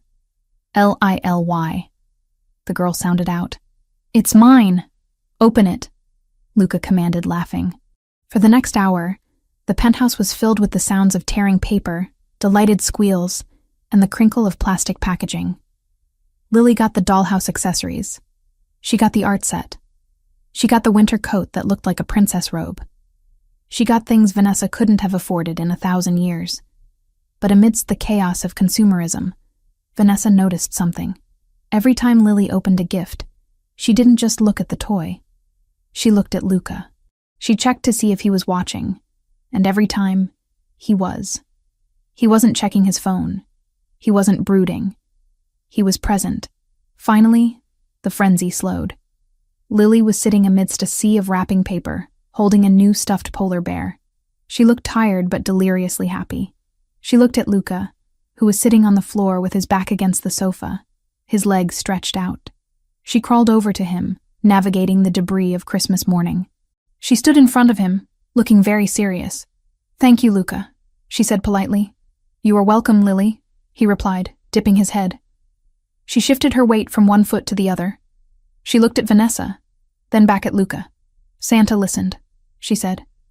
"He did?" Luca asked. "Yes." She pointed to the toys. "He brought the toys." "He did. But I asked for the other thing too," she said, her voice dropping to a whisper. "Remember? At the mall?" Luca went very still. Vanessa felt her heart stop. "I remember," Luca said, his voice thick. "He said he couldn't do it." Lily continued, frowning slightly. "The Santa at the mall. He said he only had toys. But you said—" She trailed off, stepping closer until she was standing between Luca's knees. She reached out and touched the black sling holding his arm. "You got a boo-boo," she observed. "I did," Luca admitted. "It's getting better. Mommy says brave boys don't cry," she told him. "Your mommy is right." Lily nodded. Then, with the devastating simplicity of a child who has made up her mind, she climbed onto his lap. She nestled her head against his good shoulder, settling in as if she belonged there. As if she had always belonged there. "I'm glad you fixed it," she mumbled, closing her eyes, exhausted from the excitement. "Fixed what?"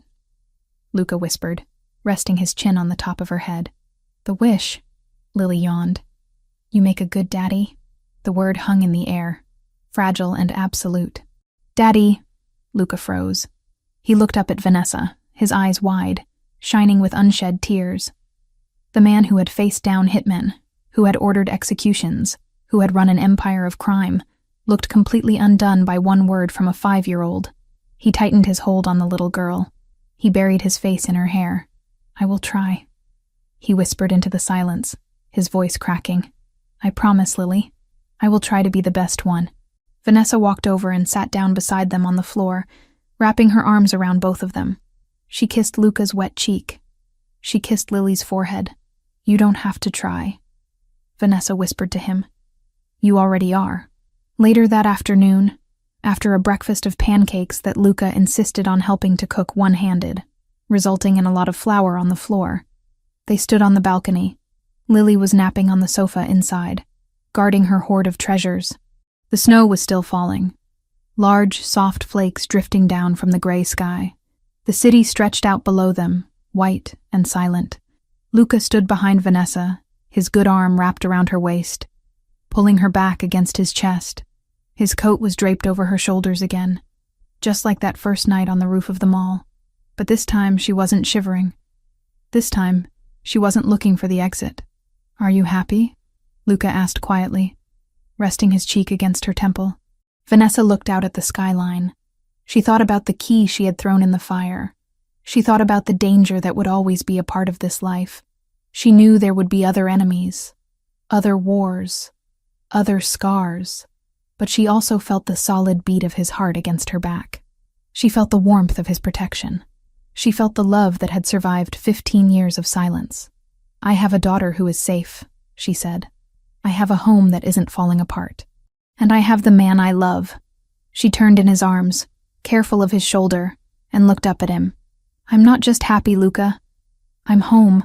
Luca smiled, and this time it touched his eyes, banishing the last of the winter chill. He leaned down and kissed her. A slow, deep kiss that tasted of coffee and forever. "Merry Christmas, Vanessa. Merry Christmas, boss." Below them, the city lights began to flicker on, one by one, illuminating the snow. But up here, in the penthouse at the top of the world, the only light that mattered was the one they had kindled between them. A wish made in desperation, granted in violence, and sealed with love. The little girl had asked for a daddy. The woman had asked for safety. And the Mafia boss, against all odds, had delivered both. Wish granted.